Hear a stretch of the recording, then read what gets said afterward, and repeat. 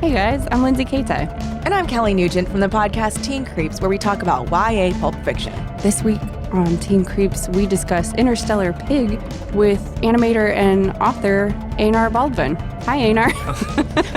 Hello. We're definitely keeping It's a good app. It's a good app. You guys should listen. It's about a boy who spies 3 sexy post-college kids and gets sucked into their mysterious game. He's allergic to the sun. And he's allergic to this gun. This gun. It's allergic to the sky. He's allergic to the sky. So take a listen this week on Teen Creeps on Feral Audio. Check it out on Feral. Why are you doing that? Because we're supposed to say feralaudio.com/teencreeps or wherever you get your podcasts. Well, there, we've done it. End.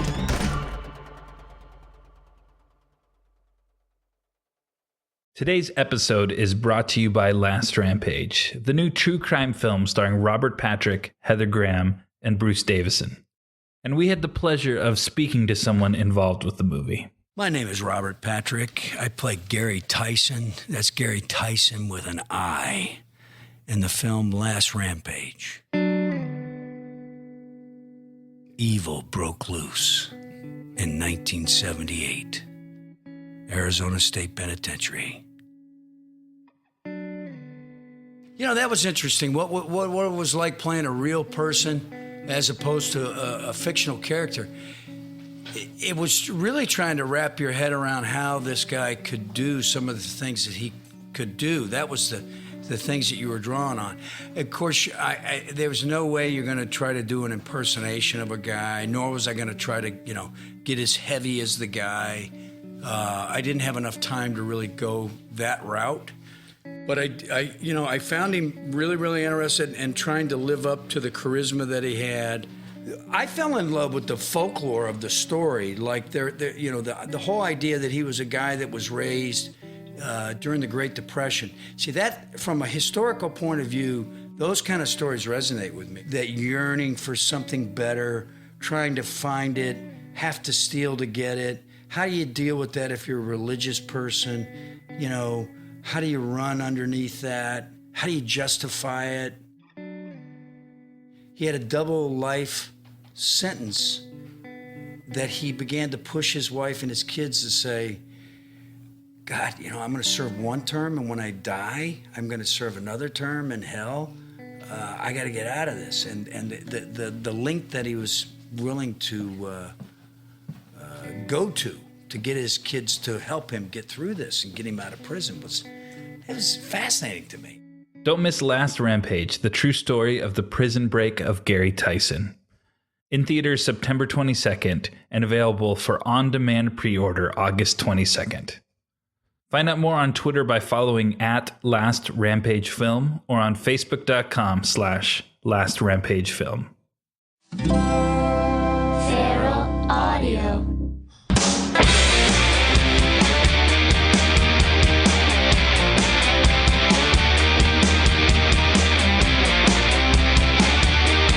Glorious uptown Burbank. Once again, Harmontown is now in session.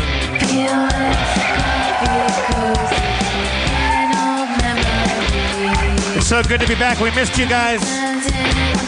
You know who I missed the most? The Game Master, Spencer Crittenden.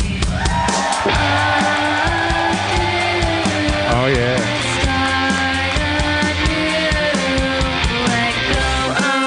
And I never stopped missing the mayor of Harmontown, Dan Harmon.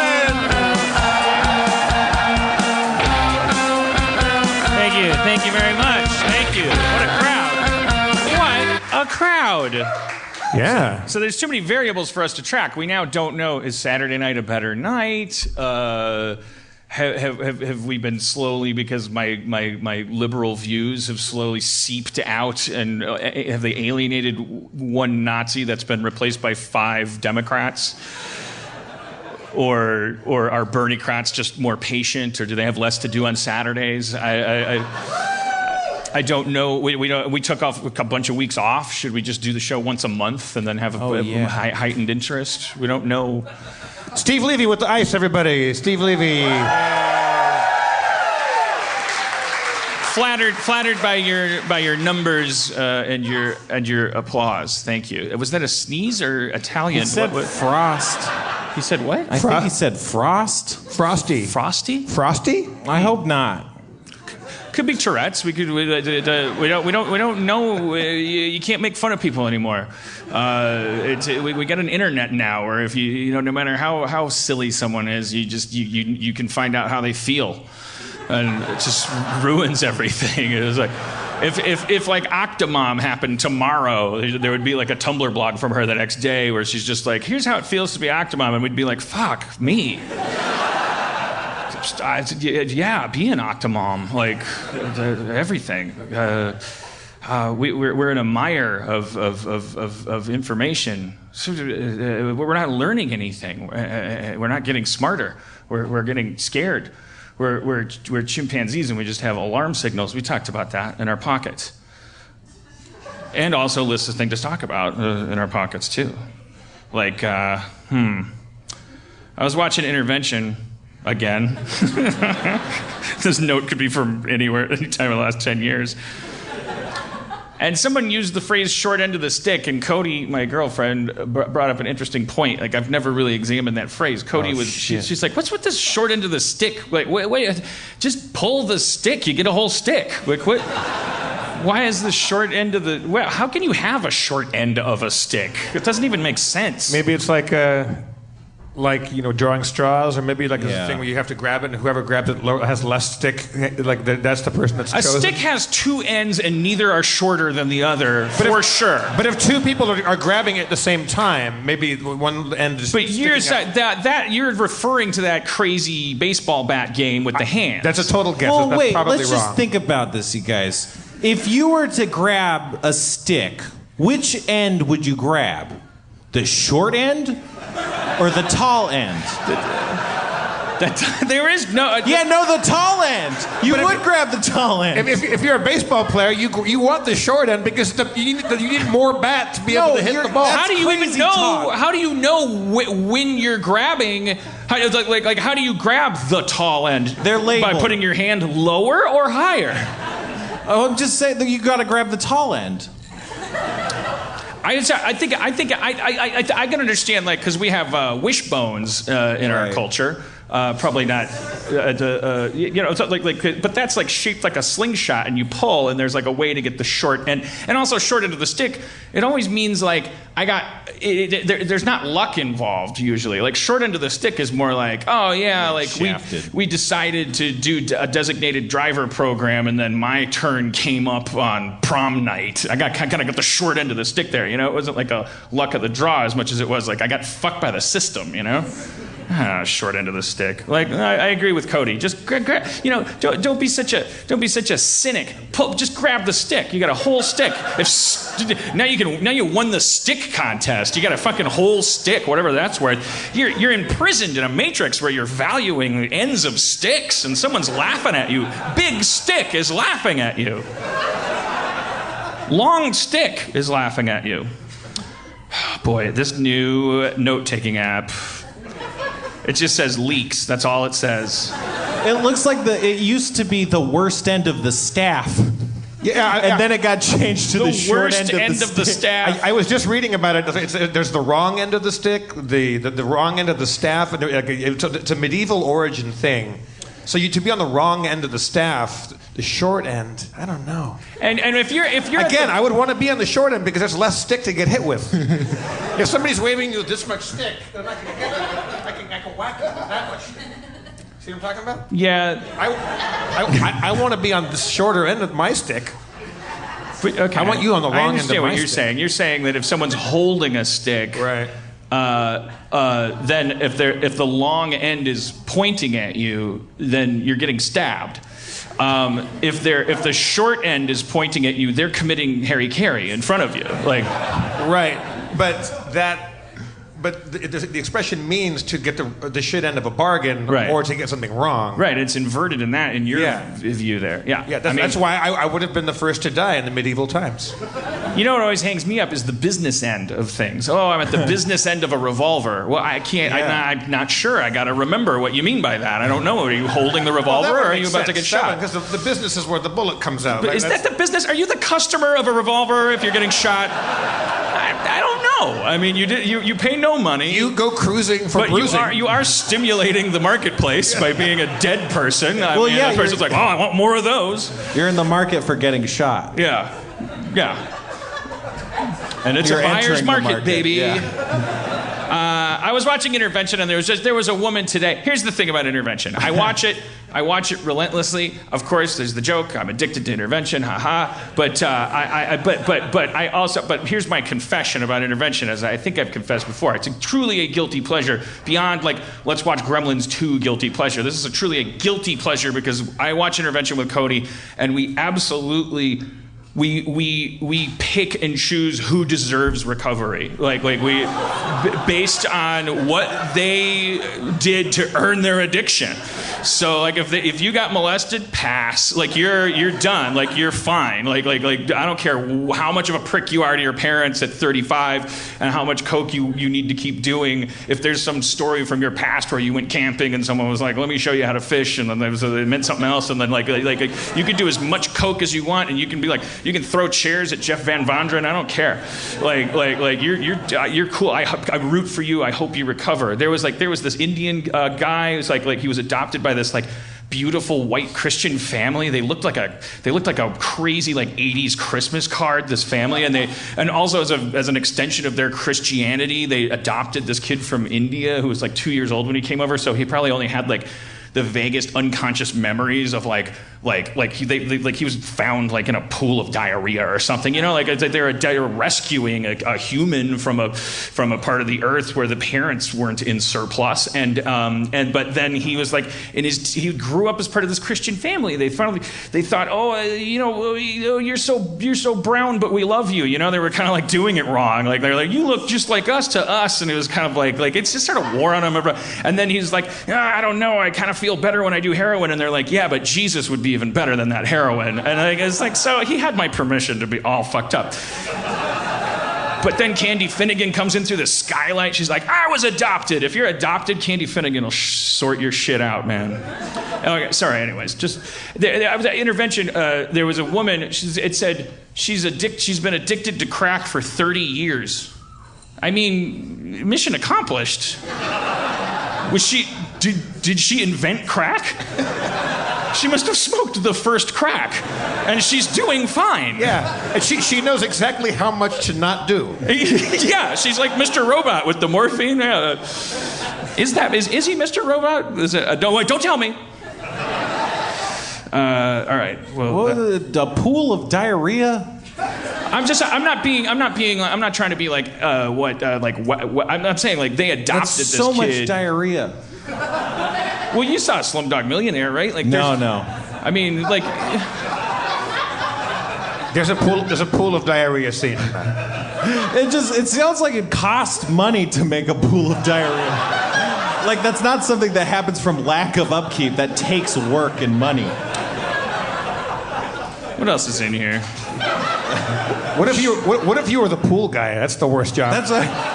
You're checking the levels. Yeah, you're picturing like a pool, a swimming pool of diarrhea. Yeah, why are you paying me to get leaves out of a pool of diarrhea? And why did it have to be Olympic size? Like what? This is why the Olympics don't come here. Aren't the Olympics coming to LA in 2028? Oh my God, I'm so mad about that. I hate the Olympics, you guys, and fuck everybody and fuck America.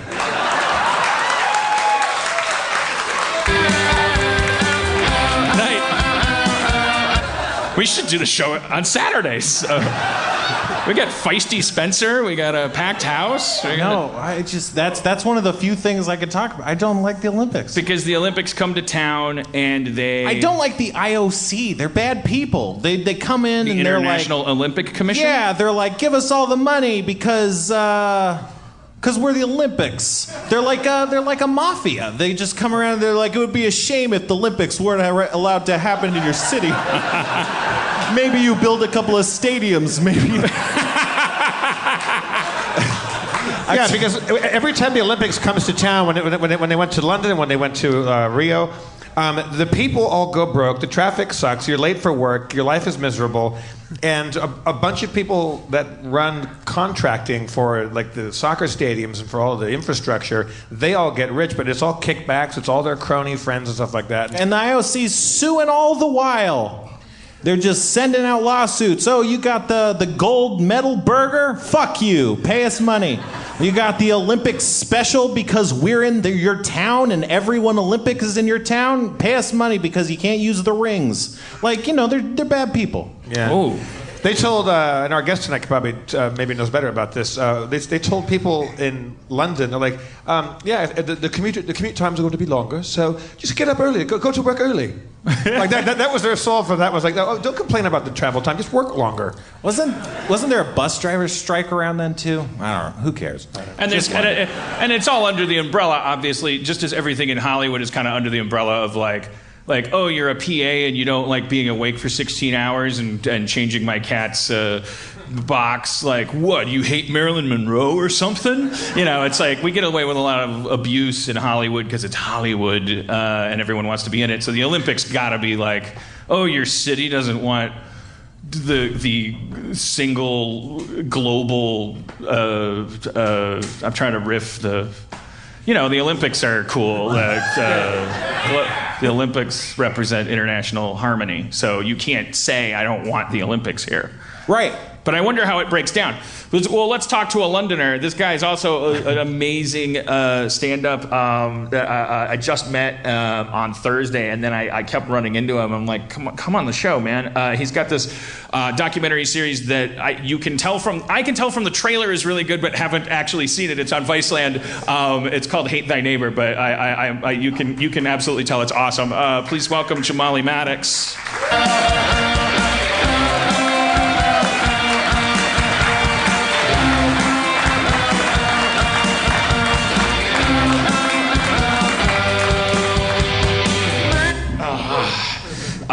Can you talk like a chimney sweep? No. Do you know that's the thing is like people think we actually talk like that. And do you know, but me saying it right now, I think that I probably do sound like a chimney sweep. To us, you do. To us. I'm like saying it like we don't all talk like chimney sweeps, and everyone's like, you sound like a chimney sweep, right? You sound more like a chimney sweep than us doing our best impression of a chimney sweep. Right, but then do you know as well is I know coming here, I didn't realise that people get surprised of this accent coming out of this face. Right. Like people expect like a guy riding a horse, and I come along and go, hey, brown skinned dude. Right. You think we expect you to be riding a horse with that?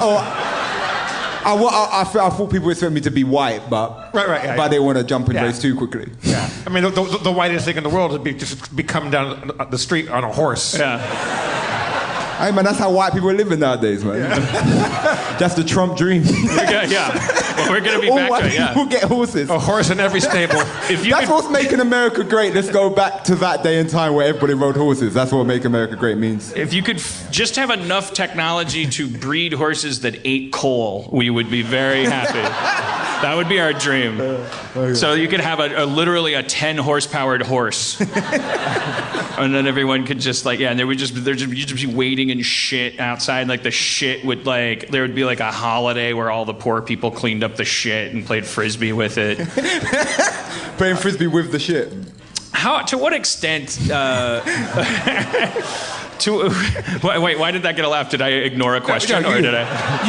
You just very nonchalantly glossed over. He said, "Why play frisbee?" Oh no, you said why? Okay, that's why. Yeah, I recognize that laugh as Dan ignored a question. Okay, so why frisbee and as opposed to what? Because then a plastic frisbee. I don't know why. Well, because this isn't going to hold up to a lot of questions, but I was imagining that I guess I have ancestry from Oklahoma, and there's a lot of jokes about buffalo chips. I don't know, there's disc shaped like manure, and I think there's people that throw it in contests contests. Maybe that was in my iCloud, but I was just generally kind of like imagining like how would corporate America turn cleaning up shit into a sport or a fun activity. It's a great activity next to your pool of diarrhea.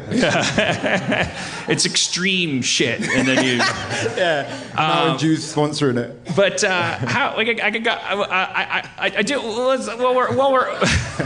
While we're on questions, because I'm a big fan of linguistics. So you're. I mean, yeah. To most of us that aren't that cosmopolitan, I think maybe those of us that listen to NPR are like at a level of American that has the sense that okay, John Oliver's accent is it's lower class in its origins than like say the two other British people that I worked with on Community. Like Tristram Shapiro was a director out of it, and he sounded more like James Bond than John Oliver. And then John Oliver would tell you he's from some part of London or something like. Really? I kind of saw John Oliver as a posh dude voice. Really? Yeah. I mean, I think over here people so you can tell the class difference in voices. No, we can't. Oh, we have. Okay. You know what we have because we have. We were discussing this the other day. American hegemony dictates that you're forced to know what an Alabama Walmart is, and I don't know what a Worcestershire wainscoting is. To the point where I made it up. That's where somebody poops in your chest. but we have like we would tend to maybe like there's people with Southern accents we have a whole culture thing here that's where you associate certain accents with stuff. But in why am I explaining? I'm explaining this like and I like know the least about it. But it's just like but the UK is like this compressed area, and you go there, and even within the boundaries of London, it's so confusing to Americans. I think because our history is 200 years long and was defined by everyone going, I don't like this, I'm leaving, and like everyone just spread out. You have to grow up a million miles from someone to sound different from them in America. And in the UK, which predates cars and predates like the land of milk and honey, where you just fucking split when you don't like a vibe. Like you walk one block from the Queen's English with the epicenter of it, and as I'm about to steal somebody's stand-up, it was Rick Overton. Rick Overton, had the joke about going to London and being like, I'm a block, you can see the palace from here. How does the bread go this bad, this close to the bakery? Because people are talking ugly. So where are you from? Are you? Sorry, go ahead. No, please. No, go ahead. That's British right there. Is like the way that I apologized to him, and then he apologized back. And I was like, but no, please. Right. I'm from the east of London. So I'm from East London, so that's like working class area, backdrop, So when God damn it, fucking Borat, God damn it. Sacha Baron Cohen? Yes, when Sasha is doing Ali G, is he doing East London? Okay. No. That's not like, that is a... I'm trying to be so polite because I know it's been live streamed. Are you talking about chavs? No, see, but the thing is, like, that's Sorry. like this weird thing now where it's like they call them chav. Chav is just a way to insult working class culture. Because there was this big thing. I don't think Ali G did it. I think Ali G was satirizing people doing that. But there was this big influx where it was this new blackface. People coming up to me going like, oh, what's going on, brother? What's going on, bloods? And it's this whole thing of like, and it's like, I'd rather you just call me the N-word and let me get on with my day. Do you know what I'm saying? It's just this constant thing of this justified bullshit, and it's like, so that accent isn't no one's accent. No one actually. Oh well, okay, yeah. So he's doing.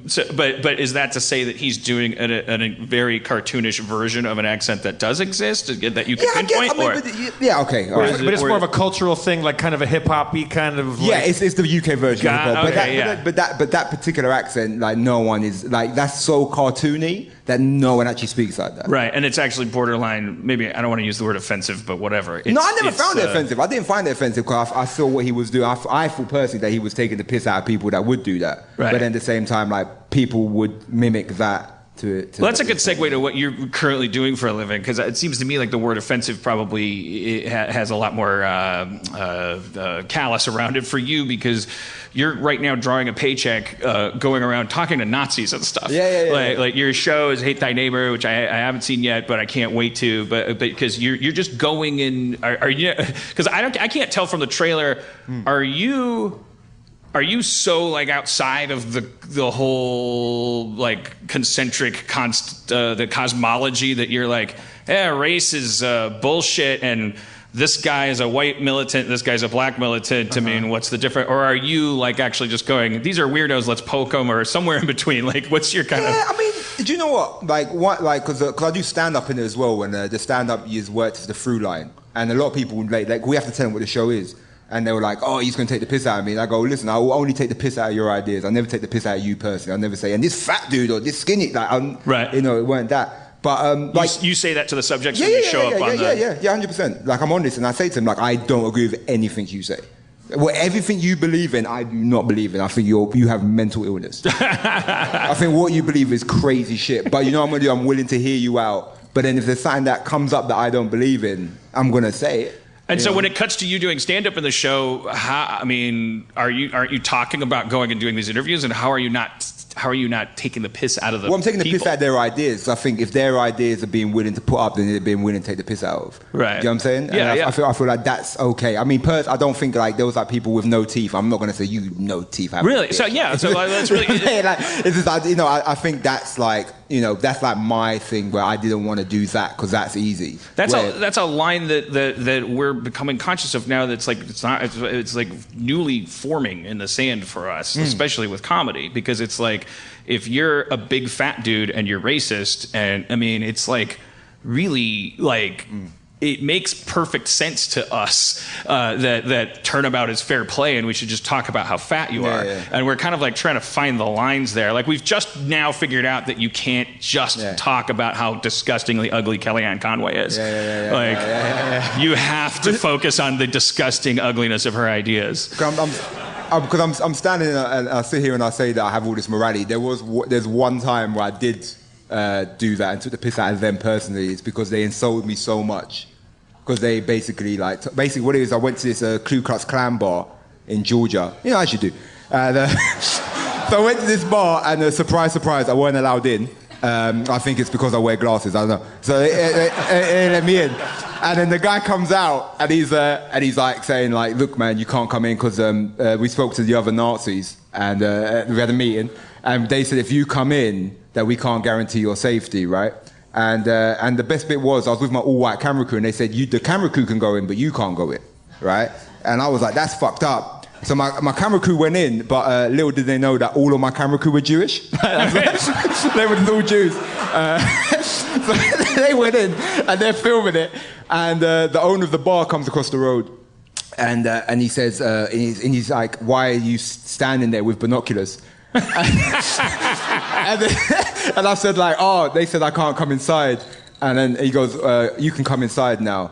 And I said, no, I won't go inside because at that point, I was like, if I'm not good enough then, I ain't good enough now. What changed their tune after time passed? Because it wasn't the owner. It's like the owner of the Ku Klux Klan bar. This is the best bit. Is I was telling him about all the racism I heard, and at one point he went, "What, in my Klan bar?" Like he was surprised. What, here? Oh hell no! Not here, sir. No. And he was like, and then at one point he goes, "You should come inside. We've got good chicken wings. I swear to God." And I was like, and I was pretty lauded. No, he didn't say that. I swear to God, that's not bullshit.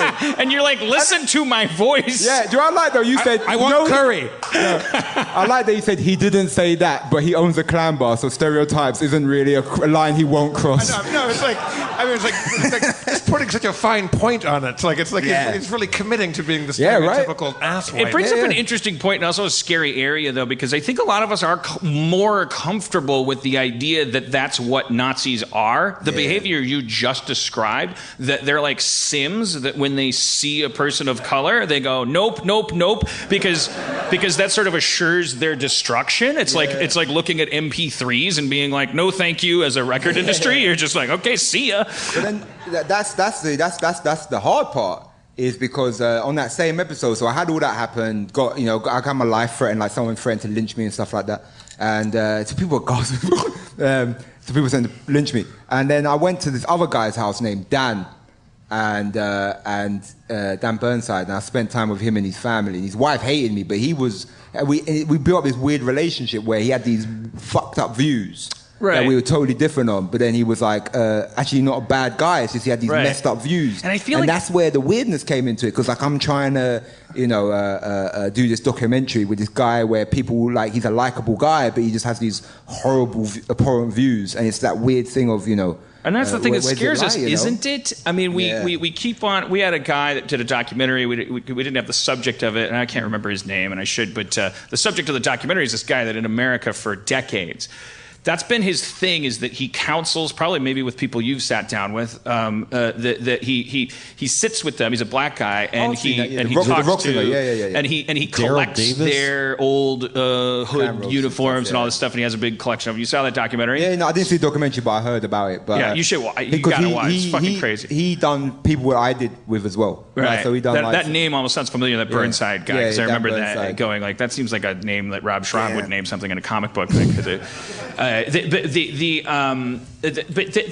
that the scarier thing? Or I'll speak for myself. That is the scarier thing. It's these Twitter conversations. It's the idea that they're not just like Keystone cops that live in basements and shine their jackboots under posters of Hitler that they only cover up if their Jewish meter reader comes over. Like they're out among us, and they're comfortable enough buying Fruit Loops in a grocery store full of people of different races, but that doesn't make them jump up on a box and say, I can't be in this room, there's too many black people.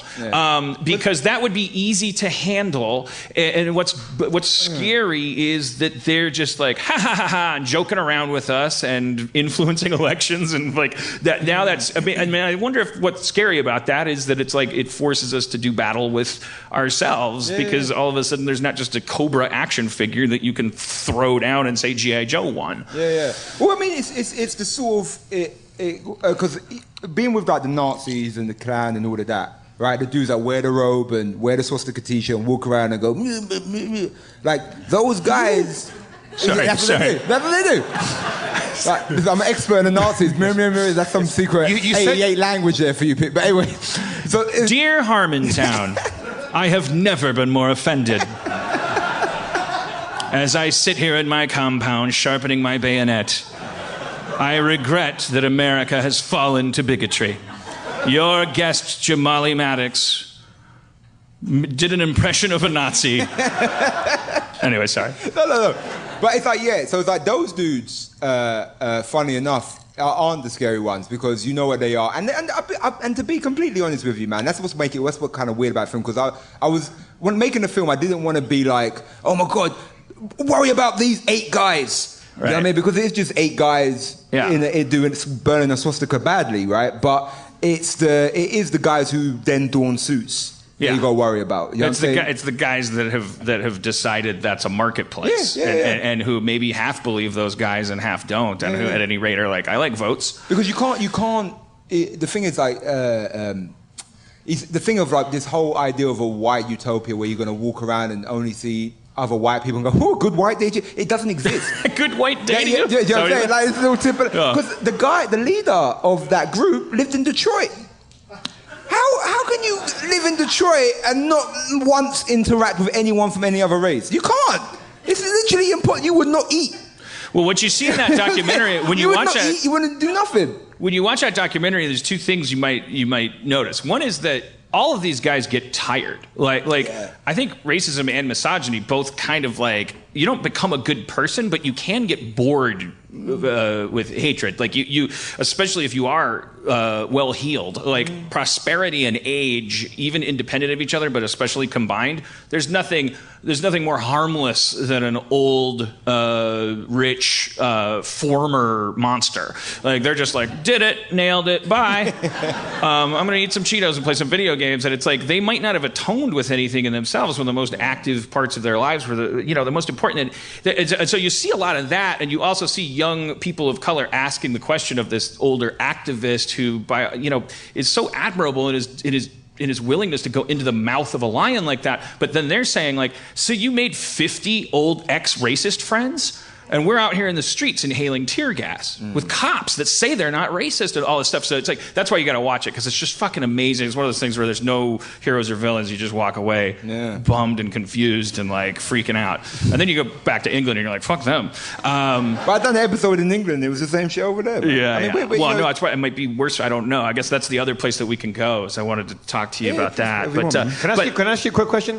When you do the show, and you don't, without revealing too much about what the magic trick of making that show great, like in the production side of it, but how much, like, did that bar know you were coming, or did you guys just roll up on that KKK bar in Georgia? This was the issue, is that so my producers had to go to the bar the night before because they were planning the swastika lighting, because what it was all these different white power groups coming together to form a super white power group. And they were all coming together. Racist Voltron? Yeah, racist Voltron. Just go together. It's like, the Holocaust never happened, right? As I say, we aren't the world. Yes, we can't all be the right arm. We can't all be the right arm. Somebody has to be a leg. That's funny as shit. But yeah, so it was all that, and then they had to go over there because our link was the leader of the National Socialist Movement, and he said we could. And then when we got there, they were like, so he was like, "Hey, I got this documentary film crew." Okay. And the presenter's a brown-skinned dude. Yeah, he ain't coming in here. Right. So then my producer had to go, and my producer was there for like hours trying to convince him to let me in. But the one guy knew that you were coming. Oh yeah, he was. Yeah. He knew I was coming, and then he got outnumbered in votes. They had some vote, and so then they were like, he can't come inside, or he can't come. So I came anyway. With a deck chair and beers. So I knew they wouldn't let me in, so I was watching the swastika lighting from the side of the road. And then the guy came in, because the owner wanted us to move the cars into the lot bit. And so the guy came in, so then they knew I was there. So there's 1,000 Nazis doing a parade, and you're a lone black dude with binoculars across the street? Yeah. That seems a little risky. That's fucking hilarious. Yeah, man, no, I've done some dumb shit. But like... Hi, I'm Jeff B. Davis from Harmontown, sitting here with Spencer Crittenden. Hey guys, we're here to talk to you about Rhetoric Coffee. Are you guys coffee drinkers? Are you junkies? Do you get up in the morning and you're just no good until you have that cup of coffee? Or do you just like to sweat a lot and get the shits? Yeah, no, that second one is definitely me. I like to sweat a lot and get the shits. Does that apply to this ad at all? Strangely, yes.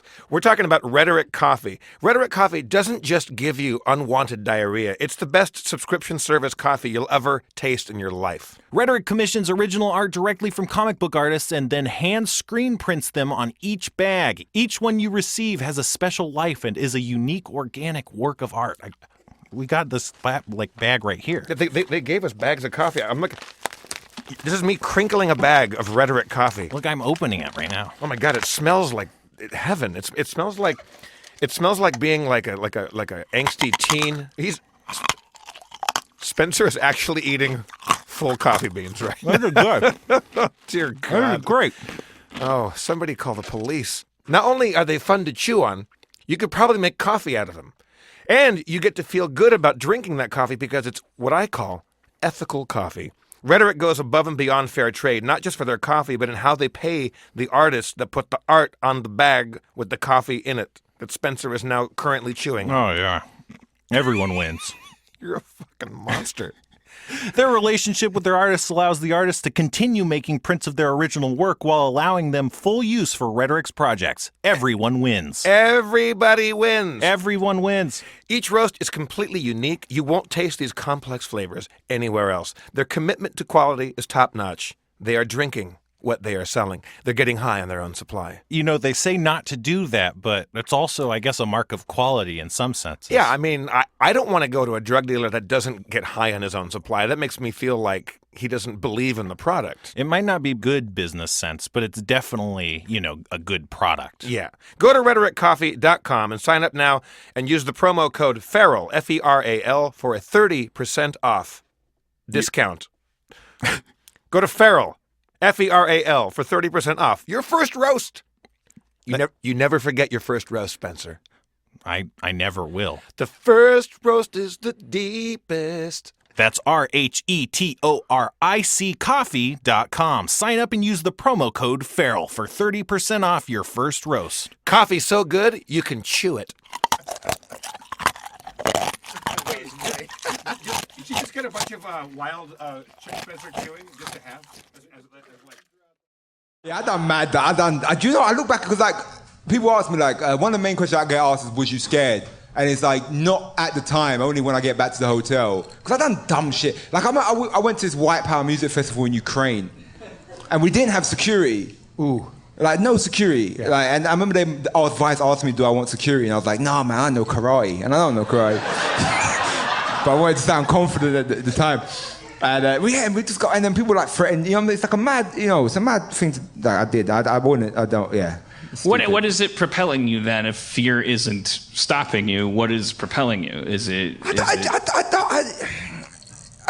And what is it? By the time I realized what I was doing, I already signed the contract to do the show, and you're like, I got to do the show right. That would make me, if I like accidentally sold myself as some kind of like social Evel Knievel, I would commit to it. I mean, if I like because I'd be like, fuck. The only thing worse than eating this tarantula egg is looking like a dipshit. This is like I want to keep it funny, so I'm sorry, just going to take a dip here. They're used to dips on this show. I appreciate it. But what kind of drove me with the show? The show is hosted by a dip. Okay, fair enough. It's like I've done like the first episode and it was kind of light, and then the second episode got really heavy. And all I remember is that like the reason I carried on like and was willing to do crazy shit and dumb shit was like I went to this like refugee camp.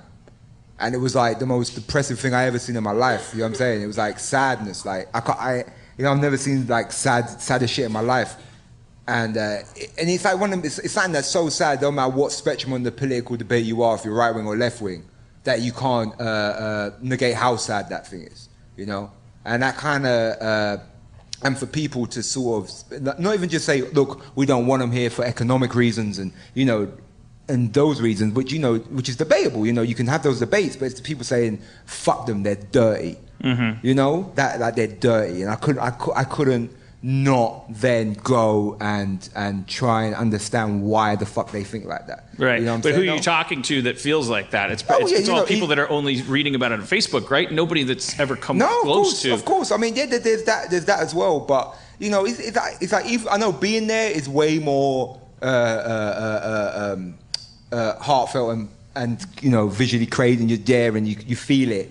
But even like watching that shit on YouTube, I can't look at that and then be like, fuck them. You know what I'm saying? No. My therapist has alerted me to the fact that the cells in your body, including the cells that react to light and symbolism and things like, your body doesn't have a gland that filters for Facebook and YouTube or film and TV. Your body, if it sees what is unmistakably a man who's been shot by a police officer and the gun is trembling in the cop's hand while his wife behind the camera is taping and his kid's in the back seat and the blood seeps through his clothing, and you try to go to work that day and you just get your world's greatest grandpa coffee mug and we act like that's different, way more different than I saw a guy get shot today and watched him die. We there may be some little difference because it was on Facebook and you could close the laptop, but your body experienced trauma. And anyways, whatever. I explain things. When you went to a refugee camp, what I'm curious about is, because I went to two. I feel like we keep hearing about this refugee crisis. Now, the crisis is that a bunch of people need to get the fuck out of somewhere where they're going to die, right? And then you see transcripts of Trump talking to the Australian PM, and he's like, it's 1,200 people that Obama made a deal with to take in, and there's people all over the place that need to get the hell out of Dodge, and I'm not trying to get on a soapbox. What I'm trying to wrap my mind around is it's sort of like the thing we have in America where we have this like pedophile thing where there's a chart of like how much we think about pedophilia and it doesn't correlate to a chart of pedophilia.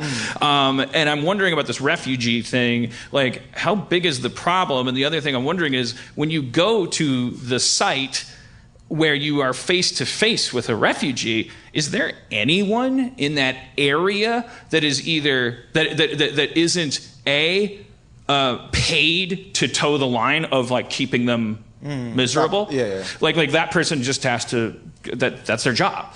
If you ask that person, they have to tell you, this is my job. Is there anybody? There's nobody around there that's going, yeah, keep them out. I mean, do you know? Sure. It's that kind of show. Oh yeah, no, sweet. I was like, shit. You know, well, first of all, are you going to attack me? the way this guy walking mad slowly to me and shit, like I worked in special operations. First, it sounded like you said Matthew McConaughey, but my name is Matthew McConaughey. Hey, what's up, bro? Wait, that's not your real name. Your name is close to that, but it's not.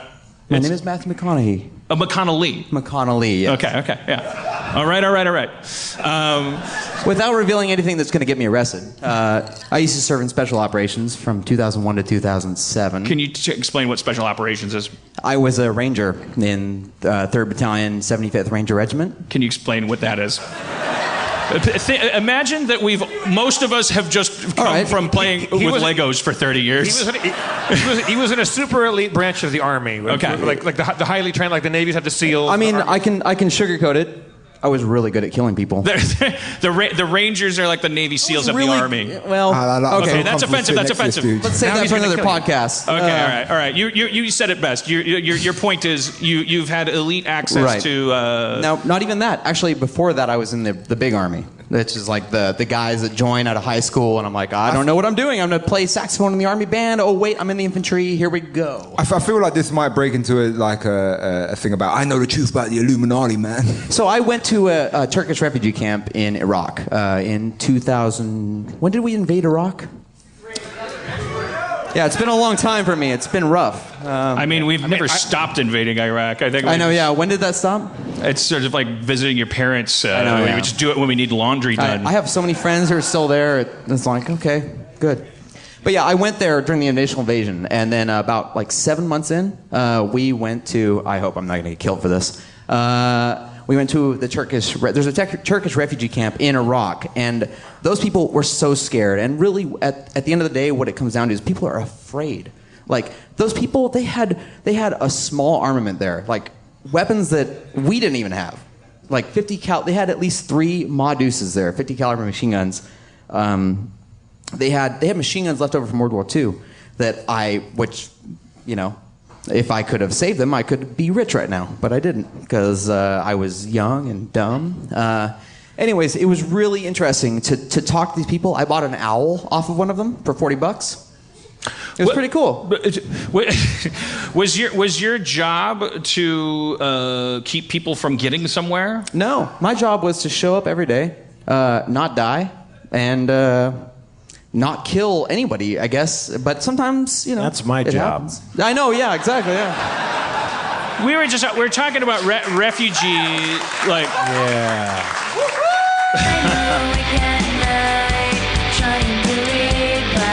We're talking about refugee camps, right? The fact that we're like right. I mean, yeah. We're having these moral quandaries about whether we let in refugees, whether we judge them, police them, shut them out. And what how many refugee camps are there in where you live? That's up in the hills. What is that? That's I drive up there all the time. What is that? That's no, Los Feliz. Yeah.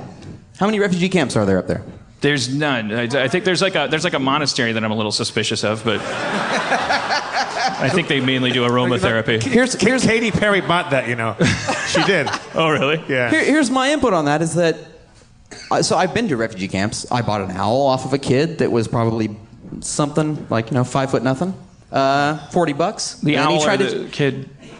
Was it a 5-foot owl or was his name was Harry Potter? All right, continue. Anyways, no, and he tried to charge me $500 next to So far, this sounds like a pretty cool refugee camp. Yeah, but it was pretty cool. You could buy guns. Anyways, an owl. Yeah. Oh yeah. They had a ton of weapons, but at the end of the day, what it was is they were scared. Mm-hmm. Like they had no idea what was going on, and we had just invaded their country, which it wasn't even their country. Like they were guests in the country.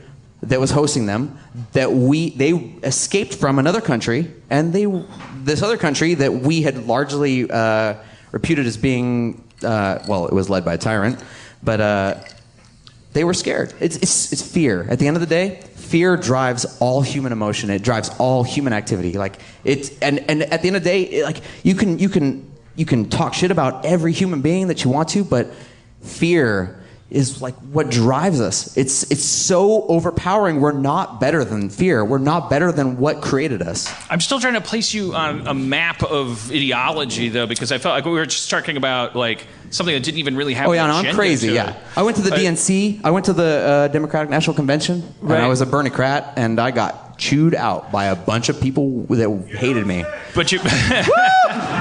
But I also used to kill people for a living, and I was really good at it. You presented yourself as if you had a kind of counterpoint. Like we were talking about how refugee camps are I'm a talking bad about place to be, refugee and you're camps. like, I thought it was gonna be well, like, I've got a thing or two about that. No, I'm and you're not. like, you got to remember, they're shitty places, and everyone's scared. And I bought an owl. I don't. And That's fair.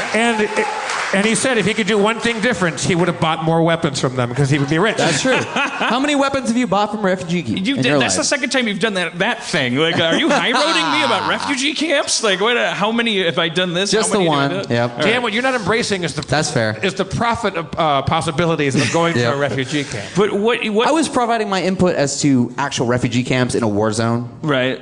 like the real world that we don't live in currently. They're bad places. Their refugee camps are bad places. Let's hear for are Let's they? hear for Matthew McConnelly, everybody. Matthew McConnelly, thank you, sir. Special ops. Thank you, Dan. Let me say one point though. Oh, sorry. Fuck that guy kind of scared me a bit. But a little bit. But like, it's like I went to two. I went one in Sweden, and I went to the Cannes one. Not the Cannes one. That's the film festival. I went to the one in Calais. I went to the refugee camp in Calais. I went to the one in Sweden.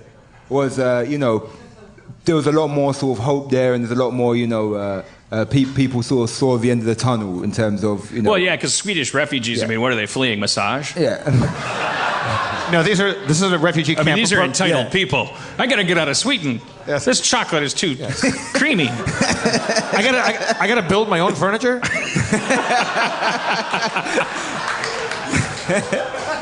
Are these Syrian refugees? I'm assuming. Yeah, this is from people from all over. But then what I will say is that there is, I did see a difference. And I went to the one in Calais the day it burnt down, and that was the fucked up one. That's the one that kind of changed my life a bit. Watching that. Why did the camp burn down? But because there's two counter stories that I heard that day. Number one is because basically it was the day that they were kicking everyone out to bulldoze it over, and one of the accounts was that the refugees were burning down their homes. And the account number two was that there was sort of nationalists, foreign nationalists burning down the homes. And so there was two counteracted. But I saw one guy who my camera guy knew, who was so my camera guy's walking and he sees this guy and he just hugs him, and this guy just looked like he hasn't like fucking slept for like a year, and he's just covered in soot. Hasn't what for a year? Slept for a year, and he's covered in dust and dirt. And he was saying how, like, where all these fires, he's just like a volunteer fire guy. And he's going and fighting these fires that are getting kicked off. Because it's all that generators and stuff, so it's like stuff's catching the light and that, so, Yeah. I don't understand brave people. And that includes Matthew McConnelly and you and some journalists we've had up here. Like, my hat's off to anybody that serves and that, like, and that is fleeing. There was a quote I saw on is Twitter. black and goes to a KKK bar in Georgia. That's that's not brave. That's just nuts. Those guys are it's dumb. Like, there's no bravery. I think bravery is kind of like all I did was just make a mediocre hour show. There wasn't like, bravery. Yeah. I was cutting this line, bro. Yeah. You've been doing stand up and I've seen it, and it's like you're very good. Like, you've been doing it for like 4 years, and like but that's not your roots, right? Or is it? Like, what was your like? I'm like, before I done the documentary, I was just stand up. I mean, I tried to act, and I was awful, man. And I probably delivered the lines like, "Give me your money now." Like, I was that guy. Now. It was fucking horrible. And then, but yeah, I'd stand up, man. So I done my first show at 16, and I got booed off stage. And then I didn't do it again until I was like 18. And then I Wait, you must be quite young now then. I'm 26 now. Okay, yeah. You're very young. 22-year-olds don't think so. But. Yeah. That's like a weird thing. It's like the oldest I've been. Yeah, exactly. So I can't look at it in terms of like, I'm the oldest. This is the furthest I've lived. I remember 27 is the worst because you're too old to complain, but you're too young to complain about that. And so 27, you just spend a year as the object of judgment of everyone older and younger than you. They're like, fuck you, old/young man. I like that you sort of ruined my next birthday. But I will tell you your next birthday, that whole year's gonna be terrible. But 27, I think, is the best. Like short of 29, but 27, I think, is a little better because it's syllabically more complicated. I find syllabically complicated, odd-numbered birthdays are fucking fantastic for when you want to say, I'm blank years old. I don't have to put up with this shit. Whether it's helping someone move, driving to the airport, or buying a Honda, like whatever, you can just randomly apply it. Like if somebody's like, well, do you want maybe you should get this car, and you're like, I'm 27 years old. I don't need that fucking car. Yeah. And they're like, wow, that sounds it's true. It's a great putting your foot down. Yeah.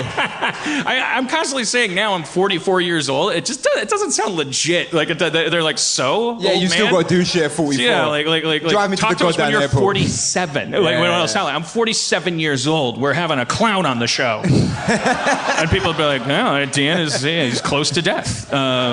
He speaks with that power. Spencer, how old are you? I'm 28. No, 27. 8. 28. See, 27 is a birthday you don't even want to admit. You just want to put leaves on it and run away. He took a year less life to say, like, I'm 28, I'll take a year less. I think we'd all skip 27 if we could, for some reason. But there's that one thing. You can just say at Hot Topic, I'm 27 years old. Yes, get out the XLs. Hey, Jamali, how many of the episodes, you said you did 6 already. You got 10 more coming up, you said? Oh, yeah. That was the first supposed to say that, but fuck, I could say it. Yeah, I'm doing, I'm sure I might be doing more, I think. Oh, are we allowed to talk about that? I don't know, man. There was one thing you were telling me. I don't read the contract, but I'm sure they'll sue me if I fuck it up. Oh, I'm sorry. Can you talk? I don't read that shit. What if I just got your show canceled? Yeah. That'd be amazing. There was a guy you were telling me about today, or when we first met. Yeah. You told me about the fish guy, but. Oh, yeah, no, that's the day. Okay, yeah. You'll have to wait for the fish guy. And you won't know he's the fish guy because the fish had nothing to do with it. So just as an ambassador of the UK, like what? So since November, but also it's like it was like Brexit was happening, and then November was happening in the States. The elections were happening around the same time, but there was like Trump was tweeting, "They're going to call me Mr. Brexit," because I think his point was it's kind of like talking about a dolphin. I think what he was saying was like everyone keeps assuming that nationalism doesn't have a foothold, but pretty soon they're going to say, I'm also a nationalist, I guess is what I'm saying. I'm curious, like, on the world stage now, it was easy 3 years ago to say, you didn't even have to ask a Canadian or an Englandish person, or any of these other yahoos. You never had to say, like, what do you think about America? Because you knew the answer would be like, at America, and you'd be like, you're jealous. Now it's actually the irony of nationalism, it seems to me, is that it's like we're all experimenting on a global scale. This is happening all over the world. All the countries are becoming more childish, more secure, more isolated, which actually makes the conversations like, what do you think about America, more interesting and like less predictable? Because it's what has been happening over there? Like, how do you guys? We're over here, like, kind of. You asking me how do we process America now in England? Yeah, like obviously that answer is that you can't make a statement for all of England, but the circles you run in, or like I don't know, like what's the... Well, we've kind of had the rise of sort of like really more harder right politics in England, and I think it's sort of been, and I think it's the same as, and I think some people I speak to kind of understand that, like, a large push of the more right-wing ideas is because of the large push of the other left-wing ideas. You know, and I think when both of those ideas get bigger, they sort of react on the others, and everyone's left in the center. Do you know what I'm saying? It's like, I'm not far left wing, but I'm not far right wing. There's people in the middle, and that debate's never spoken about. And it's like, we've always kind of had this idea that you people were crazy. Like we always have. Like your Cokes are too big, your food's everything's just too big. Like we just think you're mental and we you're were like the Las Vegas of the planet. Yeah, like we think you're crazy. Everything's legal over there. It's just better to have a TV show there. And we, now we think, it's so it's like, I wasn't mad shocked when Trump got in power. You know what I mean? Me personally, I wasn't shocked. Do you know what I'm saying? Because I think what Trump does, because I kind of felt it in England of there's this sort of like. Oh boy, it's that time when Spencer's car gets broken into. Yeah. But I could go take care of that. That's your thing. It really is his car. Oh, is it really? I thought he was just using that as a cheap opportunity to go get high. Yeah, right. That could, Spencer would have like an egg timer. Yeah, that his car, he tells his car, call me out to get high at 10 minutes before. The weed is way too strong here. The weed is strong here? The weed is ridiculous here. Oh, because you guys are like... It blew my mind. Yeah. No, don't cheer it. It's disgusting. I hate it. Nah, man. Nah, that weed's too much, man. It's just like you can't enjoy it. It's just fucking... Like, yeah. I'm saying, like, well, I agree with that, but I'm from the country of 44. Fuck,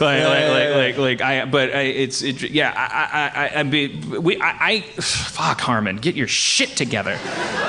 There are people from the Rangers here tonight. Fucking have some fucking integrity. I got a tin of mints that were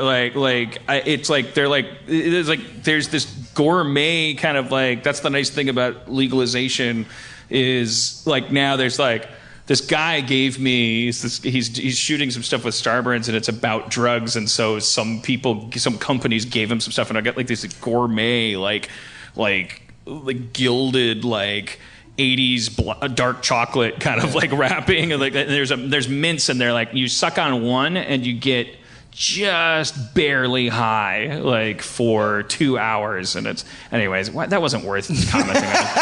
There's a little, I think that the kids these days, of which you are one, but you've invaded American soil, but I think the kids your age here, they're fucking desensitized or something. They're smoking some monster ganj, brah. I just don't think we should be grown by dudes in lab coats. Like, I don't want to smoke that. That's too much. I feel it should be legally okay for that stuff to happen, but it should happen while Richard Attenborough is watching, and it should there should be a different thing. Like, weed got you high. That's how we found it. It didn't need to be like crossbred. I'm not saying we should make it illegal, but I'm just saying it for my personal taste is too much. Yeah, no, that's what I'm saying the same thing, and I'm saying. Cool. I thought we're having a debate on legalization of weed. I'm like, we're on the same side, bro. I'm saying once it's so legal that it's all good everywhere, I'm saying there will be the emergence of these things that I am old enough to find, which is like casual. It's old dude weed. Perhaps me eating you out should be a little more psychedelic. Just kind of like forensics files amount of weed. Just that plus a pair of bifocals should make tonight quite an event. I went into Jamali, I travel with a comedy group, and Greg Proops is a comic. I don't know if you're aware of him. Yeah, man. And Greg smokes the strongest weed on the planet Earth. As he says, where do you get that? He goes, from Dagobah. Yeah. I met him once. If I give his weed a stern look, I'm fucking dead. Like it's. But we walked into we were up in upstate Washington, where the weed is it's totally freely, recreationally available. And we walked in there, and it's like 10 a.m. and these 4 like stoner dudes that are working there, who all clearly know the show that we're on, and they're all really high in the morning, like So Greg is like buying like the funkiest, hardest ass. He's like, I'll take one of those, 5 of these, a double whammy, a triple walnut. Like he knows all the triple walnut. You know the whammy and the walnuts, man. That might have been the ice cream place, but so I had to talk to the guy. I'm like, what's the weakest shit? And what's the sissiest, just the worst? What wouldn't you smoke? And Greg had to walk over to him and explain like slum it. Like what stuff that you would be bummed out if somebody offered it to you. And I took that and I went and got some chocolates at this place in Seattle, and I sat in my hotel room. It was the best. Yeah. I was as high as I could possibly be, but like Greg stuff, forget about it. Yeah, I just find if I go to Portland or somebody, I just go like, my grandma has back pain, and then they give me what gets me high enough to like end up on TMZ. Yes. I wish. My parakeet has a sore throat. I hit you with a lot of stuff there. You're like, wait a minute, what? But I did want to ask you, so just now let's talk about comedy, but relating to politics, because here you are. You're half my age. You're British, but now we're living through this time. So your perspective is totally different from mine. But like, what is a comedic creative's obligation, or what is a good philosophy to follow when shit hits the fan on a global scale this much? Because I just keep falling back on, if it seems like you're in a history book, then politics aren't politics, they're current events. If it doesn't seem that way, but I don't know how much of that is a refraction of like, but you're, so what have you thought about this? Like, how political am I allowed to be? Yeah, no,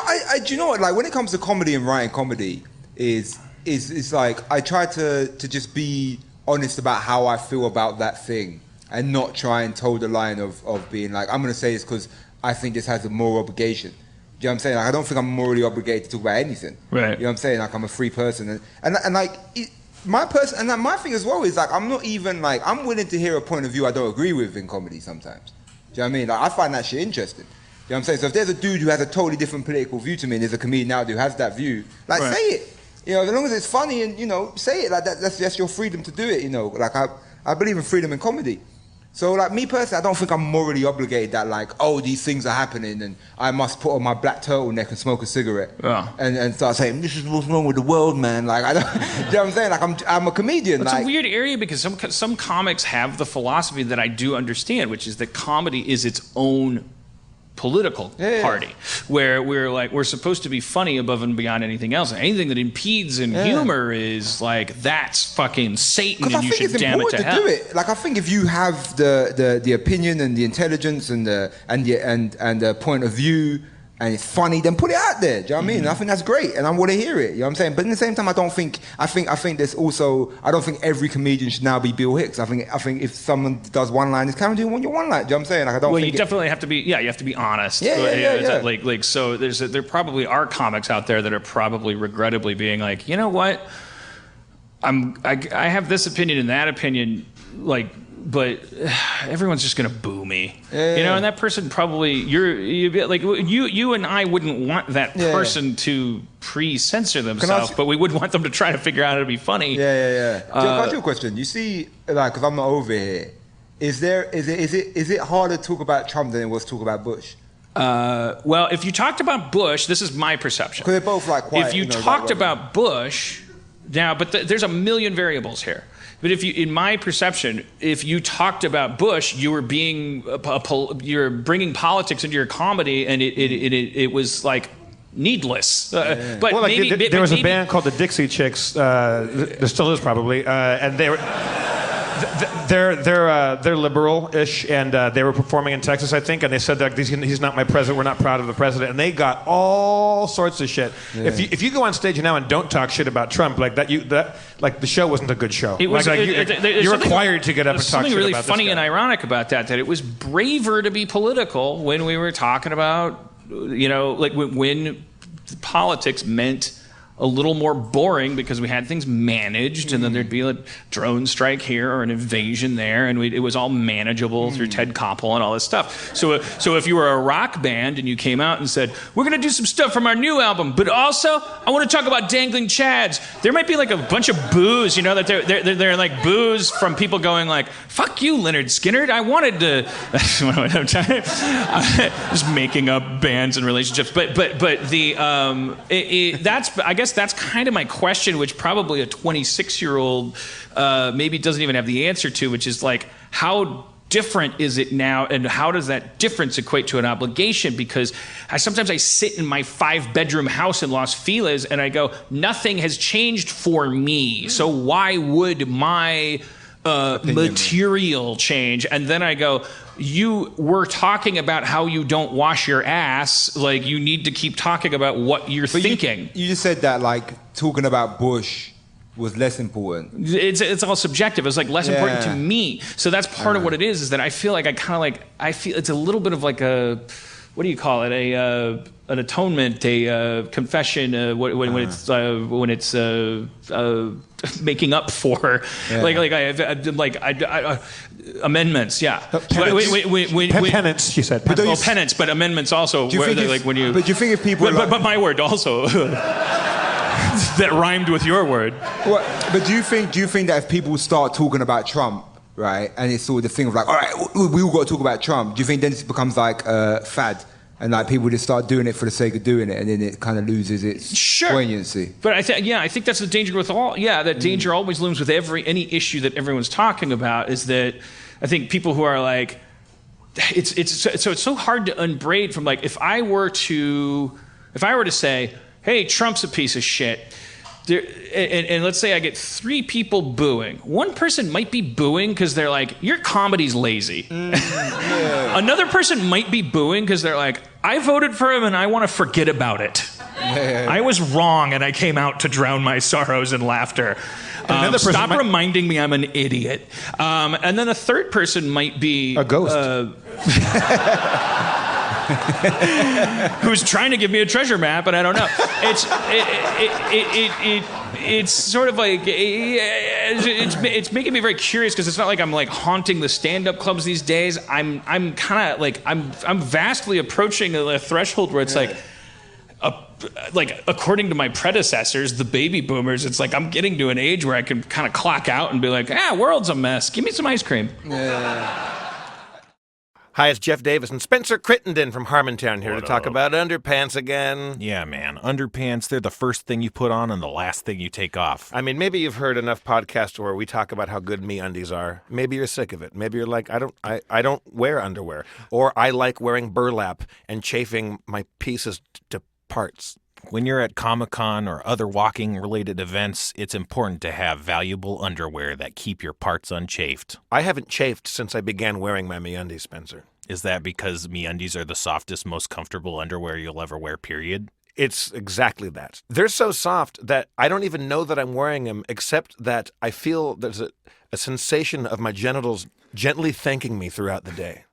They're so soft that wearing them is almost a matter of faith that they even are on your body. I wore my MeUndies last night, with the ones with the panda bears on them, because they have these wonderful, fantastical, whimsical patterns on them.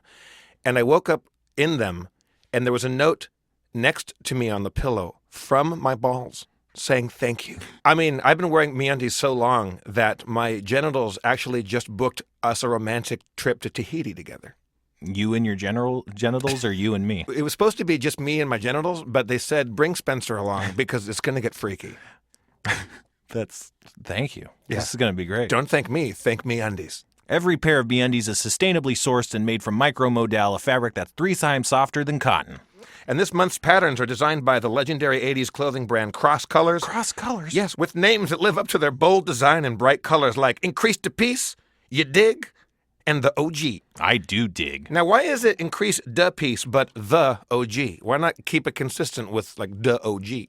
Yeah. And that just looks like dog. And it could be da dig. Da dig. Increase to peace. I get so turned on wearing my undies that it always increases my peace. I'm so used to buying boring underwear, but MeUndies will change everything. You've gotten used to buy. You know what, Spencer and I, people don't know this. When we're not doing Harmontown on Sunday nights or Saturday nights or whenever we do it now, Spencer and I often go out for afternoons underwear shopping. Right. Back in the old days. Now, Spencer, you're just stuck in that rut buying your same old boring underwear, while I am living in a Valhalla. I actually call it Ballhalla. That's amazing. I wanna become a part of Ballhalla. Yes, I will strike you with Thor's hammer if you're really nice to me. Are you trying to say that MeUndies come in all kinds of colors and patterns and they release new limited patterns each month that always sell out? I'm not trying to say shit. I'm telling you straight up. This is magical underwear, people, and if you're not wearing them, you're a benighted fool living in a dark, twilight piece of shitscape. Are you telling me I gotta see them for myself and that right now I'll save 20% off my first pair and receive free shipping only at MeUndies.com/Harmontown? Zip.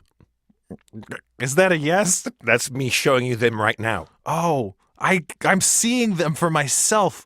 Oh my God, there's a reason they've sold over 5 million pairs to date. I'll feel it when I put them on. That's what I can see in your pants. Spencer, not only will you get 20% off your first pair plus free shipping at MeUndies.com/Harmontown, I'm going to give you 50% off your first Jeff Davis ass grab. And if I don't love my first pair of MeUndies, they're free. But I mean, come on, I already love your first pair of MeUndies. This is not even close to my first. Oh. It's your first. That's MeUndies.com/Harmontown. Spencer, get over here. MeUndies.com/Harmontown. Touch him. I'm touching his pants. Touch him. Let me taste those pants. Touch him. Let me munch on those MeUndies. MeUndies.com/Harmontown. Oh my God. Yeah, do you know, funny enough, like a lot of people I know kind of don't even really do the Brexit thing anymore because I think a lot of them feel it's been like played out. A lot of them. And that's the third boo. The third boo is the person like I think my audience might like a lot. I was like, I please I watch John Oliver. I watch my Twitter feed like just keep talking about how you jerked off with a Sharpie in your butt once like you know like you don't have anything new to say about it. But continue. No. That's you pretty much summed up, man. That's it. I mean, I'm done. No. It's just I've never not that I've been in comedy for that many years, but I can't remember a time where it's been like this. Do you know what I mean? Like this is a weird fucking time, and it's hard navigating it as a human being and navigating it as a comedian. You know what I'm saying? And sort of what my art's got to reflect, and I think what I do see a lot of is, and I don't know if this is right, but I think there's some great comedians who do it. And I've sort of done it sometimes myself, is people kind of see what the issue was of why maybe Trump got elected or why Brexit happened and attack that. Mm-hmm. And not necessarily attack the thing or the voters or the image of what, it's Trump as just that one dude. They're trying to attack the things of why that happened, because there's so many reasons of why that this is happening. And I think some of it lies on the economics and all of that stuff that I'm not intelligent enough to understand. But I think it also lies in social shit. I think we spent a long time of telling people to shut up if we don't agree with them. Mm-hmm. I think that's happened for a little while now. If we're being honest, it's crazy how the internet is what actually has made that the most possible. Yeah. Like, because we all thought if a Martian came down and pitched the technology to me and said everyone will be connected, I'd be like, oh, so there will be a little less binary thinking. Yeah. No, it's crazy. It's like we are obsessed now with firing this person, get rid of that person. Like we really words hurt. Yeah, and that's the thing, is that we live in this weird spectrum where it's like you got one side of just like say nothing, words hurt, and the other side's like why can't I say nigger, and it's like why can't there be a middle ground though? Like, do you know what I'm saying? Like why can't we? Look, saying nothing, words hurt. I'm just saying the words. You know what I mean? That's the problem. Also, in England, that word means diaper. It's a form of marmalade. Yeah, so I think you've got to attack that as well. No, but we're having all these debates about like what you can say, what you can't say, and it's like that. That was the other thing about that documentary that you have to watch. It's 9/11. Was that an accusation or something? He has a lot of stand-up bits driven by how he looks a little bit like Osama bin Laden. But we probably should have. I probably should have done that content before I done a callback to thing that no one's ever seen. I don't know. It's God damn it. It's fucking. It's something that nobody could have predicted, is the fact that we would actually connect to each other telepathically, and that would actually usher in an age of like a really kind of weird like pre-Columbus suspicion of the other. Like I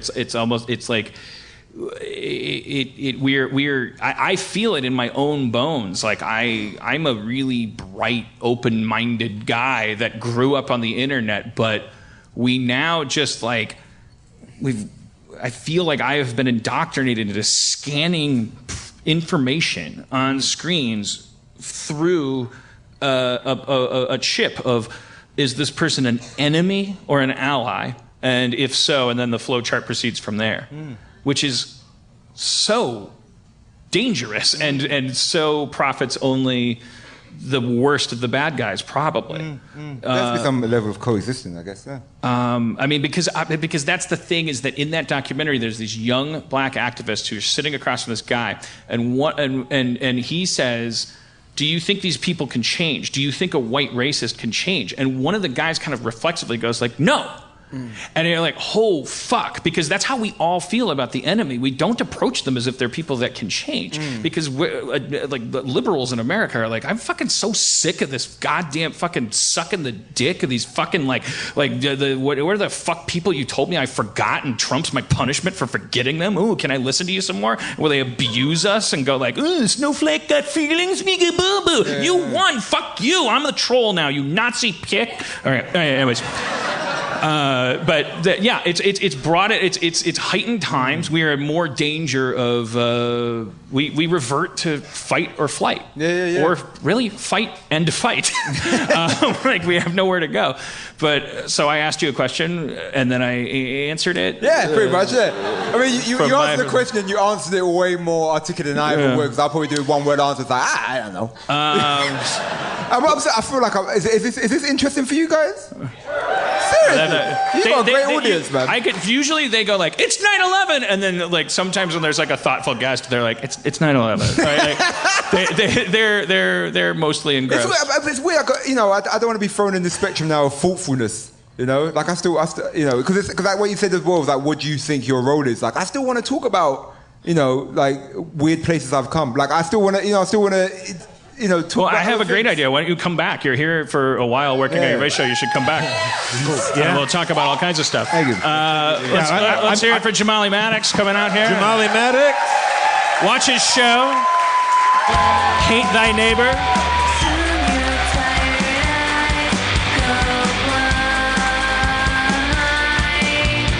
We really have to promote that show or we violate his visa. You have to watch Hate Thy Neighbor. It sounds awesome. Hate Thy Neighbor. It's a great title. The visa thing is really complicated. You ever talk to a UK person that comes over here? Like, I remember when John Oliver would come over to do Community, it was like so fucking complicated.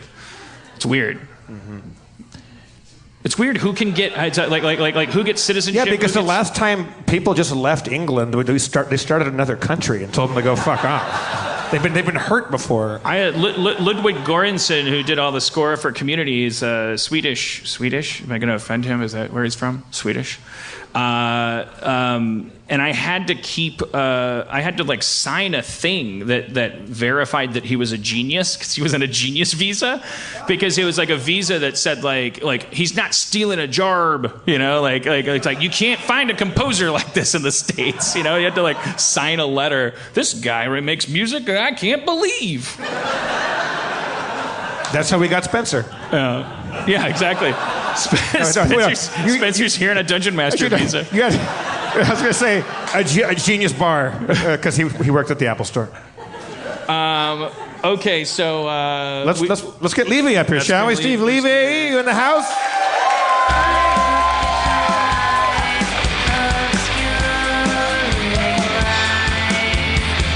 Hi, everybody.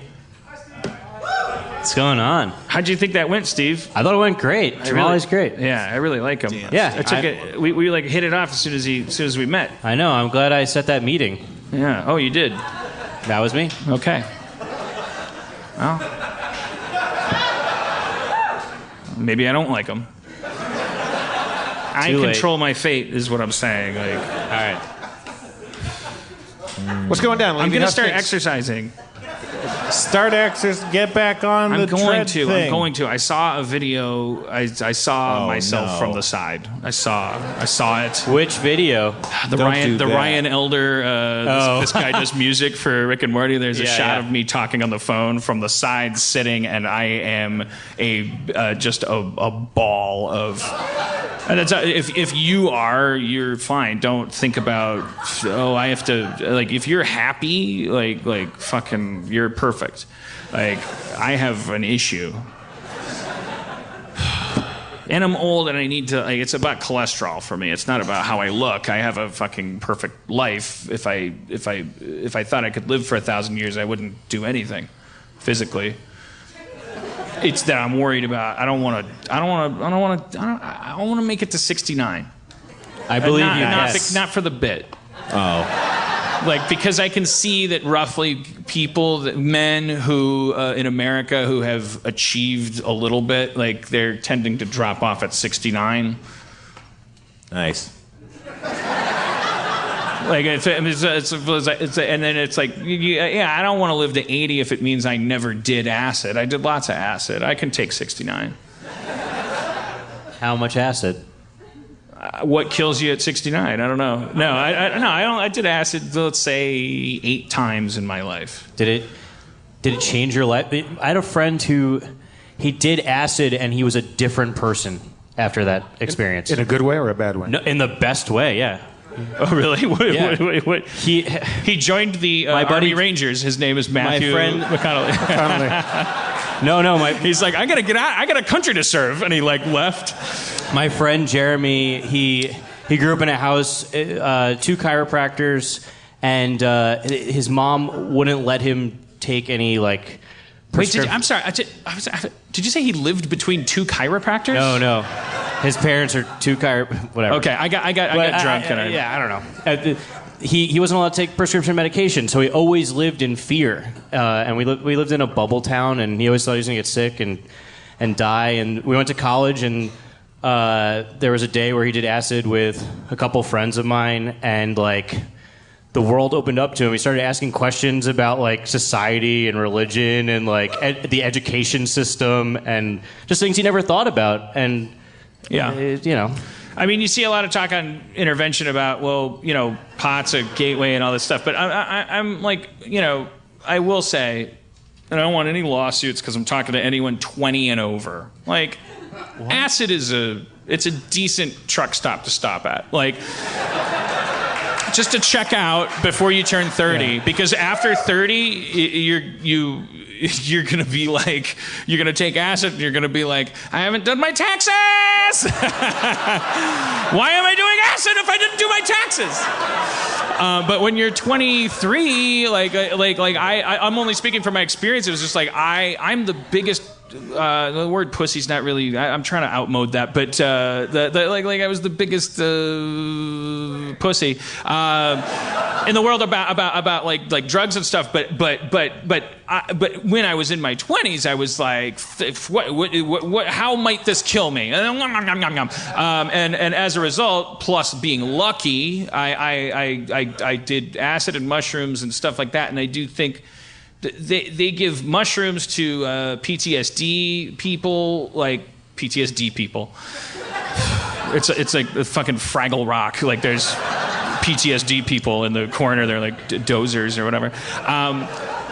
People with PTSD, they've clinically. I get all my news from NPR, but the psilocybin, like it clinically gives you a sense of perspective that until you get it, you don't have it, and that can actually be incredibly helpful for things that we haven't otherwise figured out how to treat. Anyways, explained it to you. Spencer, did you ever do the acids or the mushrooms? No, I haven't done my taxes. No, I was just. What if you do your taxes and then take acid? And it's like, best, I did my taxes. You get so high. Yeah, I don't know. You can actually fly. That's awesome. It's the only way to celebrate doing your taxes. The first time I did it with our friend Matt Young in a little back house in Echo Park, and it was surrounded by trees, and it was really safe. And he's like the perfect guy. Mushrooms or acid? Acid. And he goes, just do a little bit, and he walked me through it, and he's like the most like caring, nicest guy. And we just sat there and listened to music, and then went outside and like looked at the trees, and it was like the greatest. It was really amazing. I did it in my friend Sean McKenna, like we were doing coke, and he gave me a tiny piece of paper and said, "Put this on your tongue," and then I asked him what it was. And he said it was acid, and that was my first acid trip. But it turned out okay. And then the second time I did it, I remember being with Friedel, my high school buddy Dave Friedel, who you've met on the show maybe, and we were in Milwaukee, and we were on acid in my house in Milwaukee, and I rented house, I remember ending the night with just had this stack of newspapers, and we were going through the Family Circus comics on acid. It was fucking fantastic. That's good. It was like, what do you mean? What do you mean? Why does it matter if Billy spilt his cookies or not? I don't know. It just kind of blows your mind. And then Price is Right comes on, and you're like, what? Price is Right is the most important drug experience that any young American can have. When Drew first got it, I went on his advice. He's like, hey, go a little high. Go to the audience and watch it high. I went to a Price is Right taping so high, my mom knew I was high from watching The Price is Right. Because I was in the audience between two bidders. Yeah. I was that high. But you were that amazing. On probably a standard def TV, because this is my mom in the early 2000s. But you were amazing because she could still see how red my eyes were and how amazed I was at the savings. I was sitting right next to you. I was sitting with you, and you were kind of being I don't know if it was weed paranoia or social anxiety, but on the way, you looked a little tense, you weren't you didn't seem totally comfortable. No, it's very high, yeah. And then when people were yelling out, and I'm like, Dan, you know how much the thing costs, and and he's like, I don't know, everyone's yelling, and I'm like, you can get in there, also, I think I told you mistakenly, the reason why they sit the guests of Drew or whoever right behind the bidders row is because it's actually not a great place to be seen on camera. You must have been right in the hole between. No, two I was. people. My mom showed me. She put it on DVD. I was like, whoops. I was like, fuck. I looked like a Jim Brewer character. Yeah. But I looked like the Jim Brewer character. But at one point, Dan got swept into it, and I think they were bidding on the Plinko chips, and they got to know how much this costs or how much that costs. And Dan was like, "It's the kitty litter. It's the kitty litter. The kitty litter is cheaper." I go, "Tell her, it's the kitty litter, the kitty litter." I'm telling you, it's the kitty litter. You started yelling at the kitty litter, and then she won it, and you were so happy. It was really great. It was really, really good. It is especially through the lens of now after the elections and stuff, and now the world that we can see that could happen. Whereas before it might have been you're a tool of the state if you're saying it's fun to sit and get high and watch Price is Right, but unless you're laughing at the capitalism. But now I look back and I go, no, that was a wonderful guppy tank for capitalists. It was you could be 20 and get high and pretend shop for the same shit. When you're that age, you're about to go to Target and comparison shop plungers and stuff. You're going to buy your first plunger and start thinking about this plunger's cheaper, but I might need more later. And it's kind of exciting. Anyways, but I went there high as a grown man, and it was when the fucking yodeling dude came out, and it was like, oh man, when Hans comes out. As I told you, because I said we don't know what's going to happen because you don't know what the games are going to be. But I was we're praying that Cliffhanger comes out. Is it Cliffhangers? Cliffhanger, yeah. Yeah. And when he came out, you and I think we embraced. That is some fucking that was designed by an SS officer that was trying to exploit THC influence or something. It was I said Alpine climber, and I'll design the yodels, and it's all designed to freak you out if you're high. But if you're watching on TV and it's because Bob Barker would go, you thought this? Let's take a look. And there'd be a pause, and then this fucking puppet would go, for no reason. There was never any reason for any of the conceits. He'd just be let's go to Moon of Savings. And it would only be guessing prices of shit, but there'd be craters. It's fucking genius. But the one that we went to, she got the first two really short. Hans didn't do fucking anything. He was still at base camp. And then the second one went a little bit longer, and she missed by a lot. But he stopped about halfway up. Hans had half the mountain to go with the final thing, and she bid, and it wasn't the crowd kind of went, "Ooh, I don't know about that." And Hans went, I went up, and you and I were just freaking out. And he went right to the fucking last one and stopped on the very edge. And it was bedlam. It's so loud in there because I got to host that for a little while. I announce it like the come on down shit, and like you go home with nightmares in your head because it's like the noise of a Beatles concert, but about kitty litter and plungers. The most fucked up thing about going to a Price is Right taping, the most fundamentally fucked up thing, is that you're sitting in chairs and your angle of view is so different from the cameras that you have to go like this to remind yourself that there's that linoleum with the 70s flowers on it. Yeah. But it's above your line of sight, and it's like. That's if only if you're sitting in the first couple rows, because the stage is like, humble brag. All right. Well, speaking of getting really high, Spencer, you want to play some D&D right now? Yeah.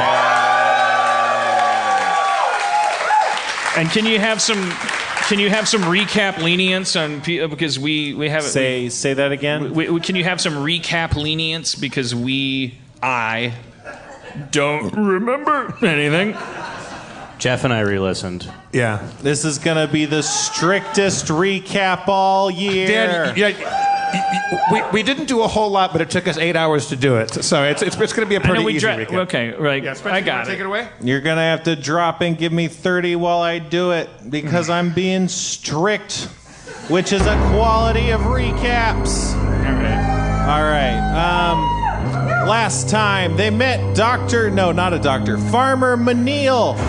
And Diarrhea Jr. ingratiated him with some carefully timed snacks. With Manil on their side, they spent a good 25 minutes haggling over the price of cow carcasses. And then eventually settled on, I think, 2 gold apiece. I don't know, it was a bad deal, but it was good for the farmer. You guys, you made a costume of the cows and went out to be bait towards a creature that seemed to be attacking at the cows and eating them or killing them. Then it came, and you guys made a noise, I think, and scared it off. I did. Dan yelled. And it was going off away towards a church, and the church. We were in hot pursuit of this robed flying figure. Hot pursuit. That happened. Okay. All right. So go ahead. It's evening time. You're headed. You're facing the direction that the creature kind of took off in, which is again towards the priory, the church. And it didn't make too much noise or anything. You basically only heard its footsteps. So we know the direction it went. We're running after it. We can still kind of see it, even though it's dark out. And I say we run as fast as we can and not slow ourselves down by dwelling on the fact that he was like 30 feet away from us when you sprung your attack. I won't explain my reasoning until later. Okay. That's fine, yeah. Told you to wait for it. I just had that feeling.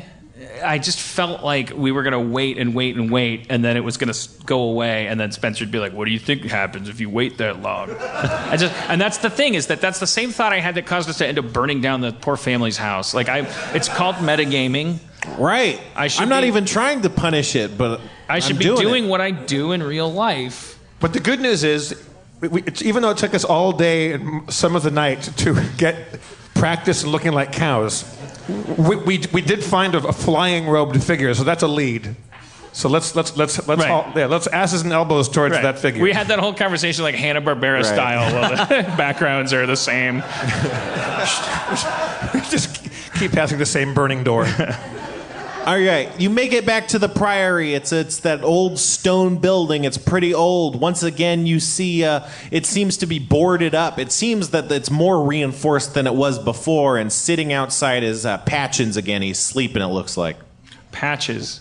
Yeah, he was the first guy at the church. That's the kind of weird-faced dude that we met before. Patchins was a young church boy who was guarding the front exit when he was. That's not the one that Carlos threw the water on, right? No, that was the prior.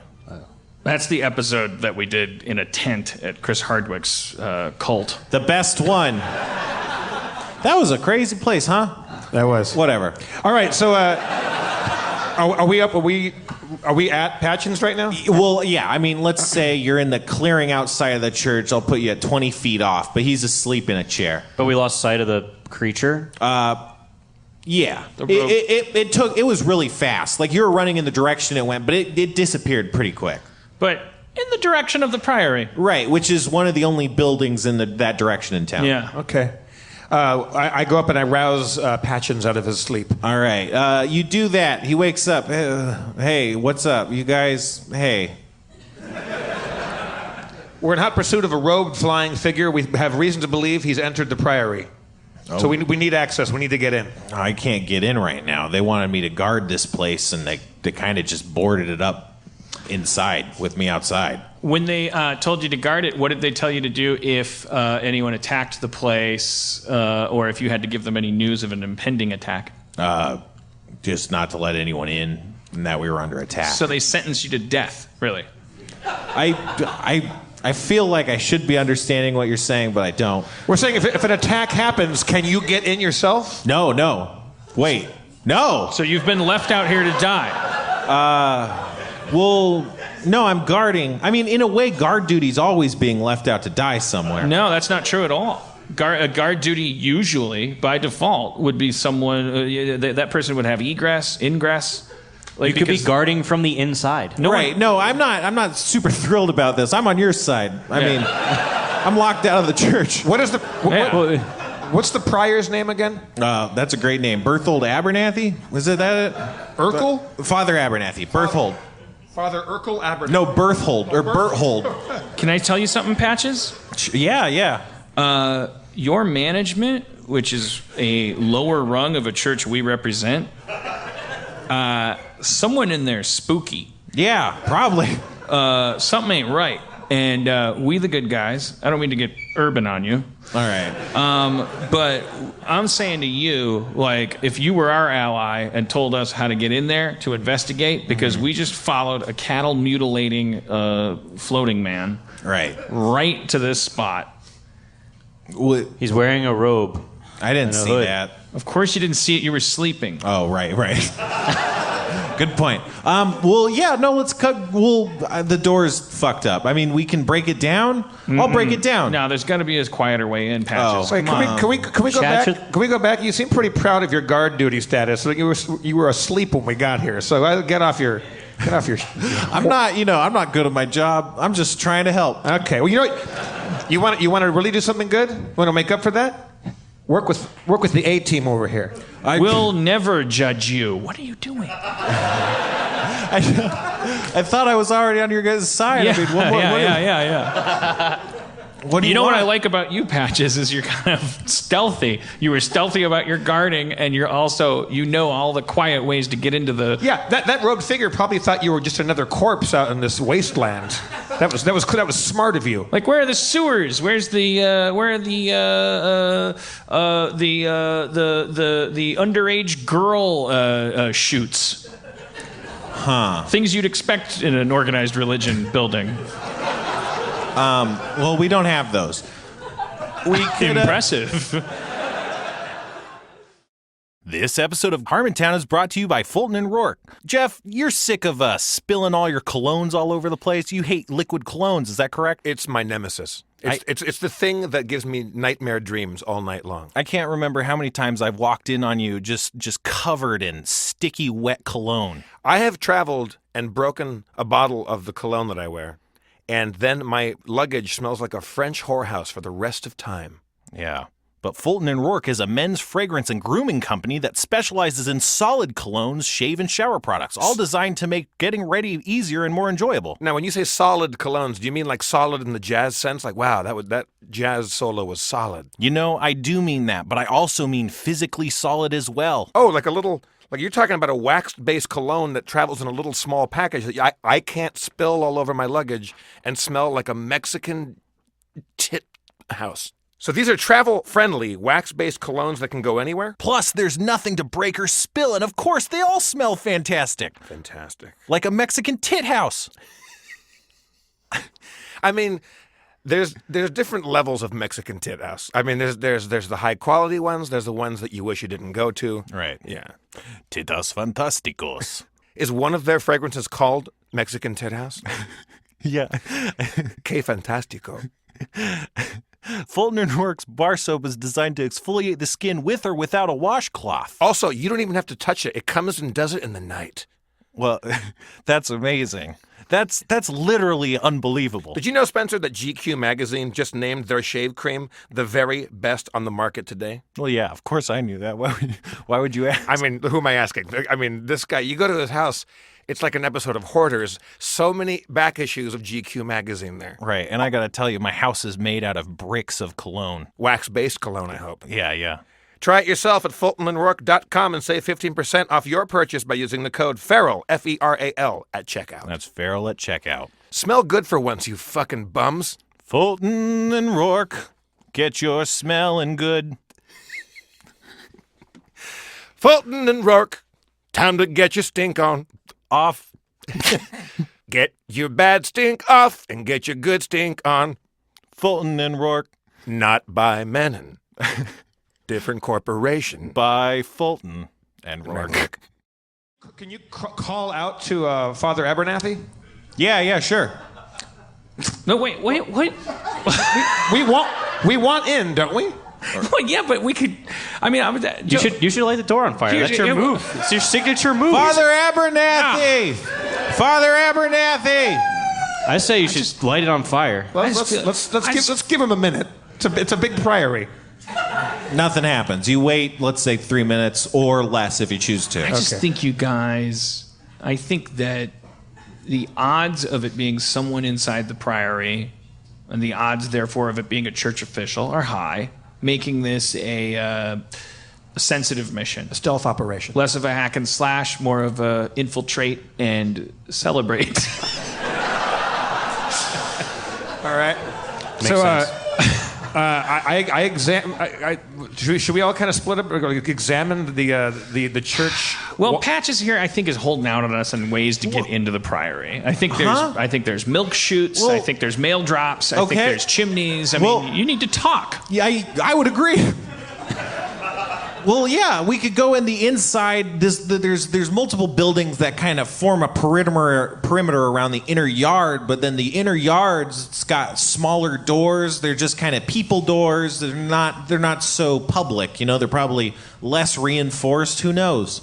Well, let's do that. Patches, who's the weirdest of your bosses? Like the one who's been behaving recently the most strangely? The father. He's been super suspicious. I mean, the prior. He's also the father. There's a lot of redundant church names. Was he the father prior to being the prior? Yeah. We'll be right back. All right. Well, that goes both ways. I mean, if you were the father of an infiltrated church, you'd be paranoid. But also, if you were a Dracula, you'd be like, does anyone know? Right. All right, well, Patches, lead us into those perimeter buildings. All right, he takes you around the right side of the building into there's kind of a narrow passageway. It's let's say it's 3 feet wide, and it's covered in like what do you call it? There's like barrels and all sorts of like storage items, boxes that are holding kind of stuff for horses and yard work, but it's all just piled in kind of precariously, and then over it is a big iron net that's made out of iron chain links, so it all looks kind of noisy. But there is, you could go through it. It'll just be loud, or you got to be real careful or something. So it's like an attached garage with a lot of loud stuff in it. It's like a side yard with a lot of loud stuff in it. Patches, is there a quieter way to get in here? Do we have to go be a one-man band as we walk in here? No, the cellar access is on the inside, but yeah. We could go in another door, but most of these doors are boarded up. Let's see. I'm pretty stealthy. My spell loadout was I did offensive. Do you remember? I believe so. Good. The third one. I'm not very stealthy. Yeah, I don't really have any magic that can help us. I mean, I'm a gnome. Is it easy for me because I'm smaller to kind of like shimmy through this noisy box and chain area? You are smaller, yeah. All right. It's not too much easier. Guys, do you want to try some of these boarded doors first? Try to pry these off, or do you want to go? I guess one more question. Patches, are there any functions coming up where, I mean, these doors are boarded up like these guys are relegated to, they're just going to stay in there and never come out? Are there any town hall meetings coming up where? Well, there was a big ceremony, but I don't know anything about that. Tell us Go ahead. about the ceremony. I don't know anything about that. They just said it needed to be guarded. Oh, Yeah, I mean, so I the did- ceremony happened in there. I don't know, man. I think this. You don't know if the ceremony happened in the... I don't think it's happened yet. There's a ceremony about to happen? I don't know, man. They don't tell me nothing. This guy. They locked me We out should of the light fucking that door on church. fire. We got to just get in there. Yeah, And the fire isn't loud, right? Fire isn't loud? What are you suggesting? I don't know. If you light that door on fire and they're like in the basement. We can't light. We tried lighting doors on fire. It's mostly It stone. got us here. I have the feeling. We don't know if here is better than where we were before we started lighting about this? doors on fire. What if I'm we an just, optimist. Why don't we just stay in this passageway and dress up like cows again and wait? All right.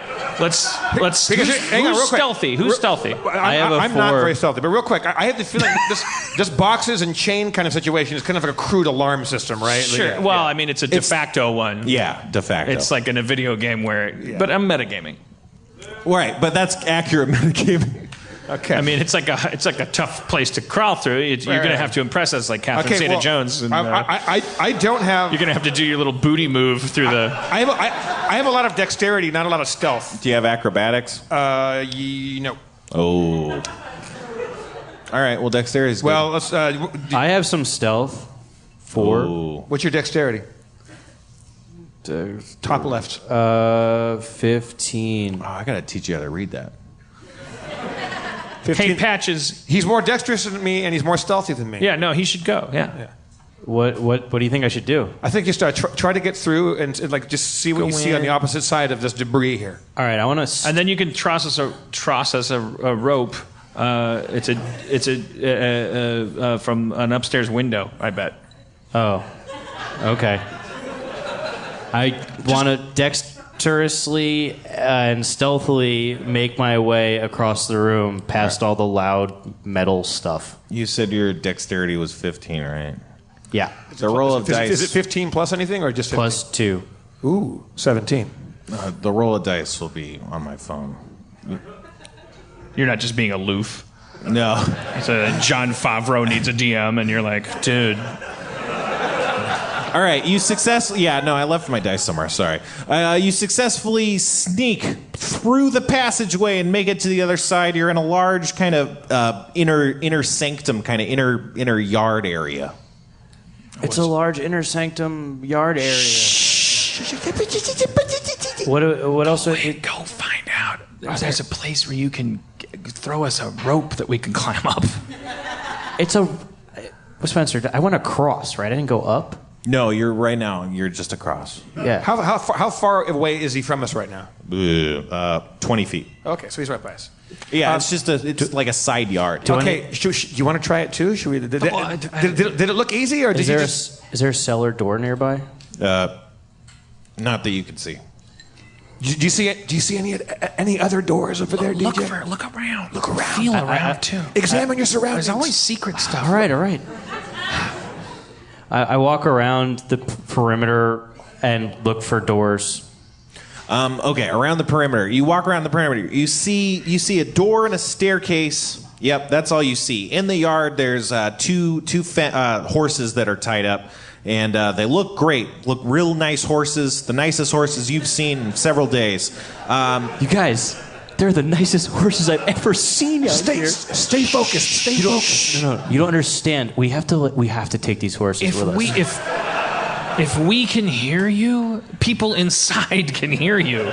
You don't have a walkie-talkie. Whatever that will end up being. They're beautiful. I can't hear you because you're being quiet.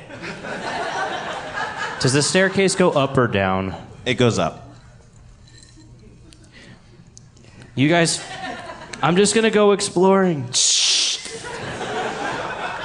Okay. Sorry. I'm gonna go up. Yeah, go! But they're so beautiful. Stop talking about it and just go. You have to see. If you get caught in there, Beautiful we deny golden your fur. existence.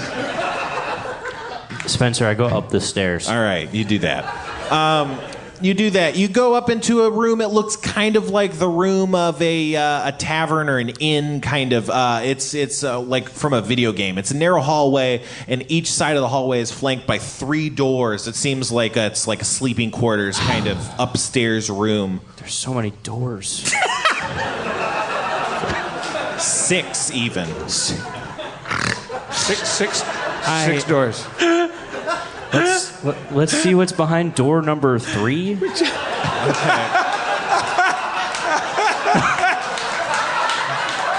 Go with your gut, man. Go with your gut. All right. You open the door. Wait. Sorry. You open the door. Oh, it's nice. You see a chest. There's a chest at the floor of a bed. Like a treasure chest? Well, there's just chests as a more standard form of storage in this world. Oh, that's not exciting. So there's a chest and there's a bed and there's a person in the bed.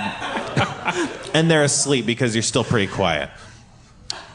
How Can we have a turnout here though? Yeah. Patchins is like, hey, remember when I yelled outside the front door? Because aren't you kind of, you may not be stealthy, but you are acrobatic, right? Is there a way for you to get in? I'm dexterous. I'm not super acrobatic. I have a fly. That sounds promising. No. Fly. That's misleading. I'm good at climbing. I'm a great climber. Right. Is there, what's the outside of this building look like? It's like rough hewn stone bricks. Rough so. hewn? It may as well be a ladder. Yeah, exactly. We made this place out of ladders. Yeah. I remember when I climbed the porcelain tower of Benithra Hall? Yeah. Yes, I do. Yeah. That was made of porcelain. Yeah. All right. How high is this wall? It's 40 feet. Okay, I'm gonna start climbing that motherfucker. Oh yeah. You do that. You easily make it on. Did I say 40 feet? Let's say 25 feet. Because you make it on to what looks like a kitchen, as you can see in the windows climbing up. And if you get in trouble up there, you guys just start yelling and I'll come blazing in because sadly, relative to this party, I'm what the millennials call a tank.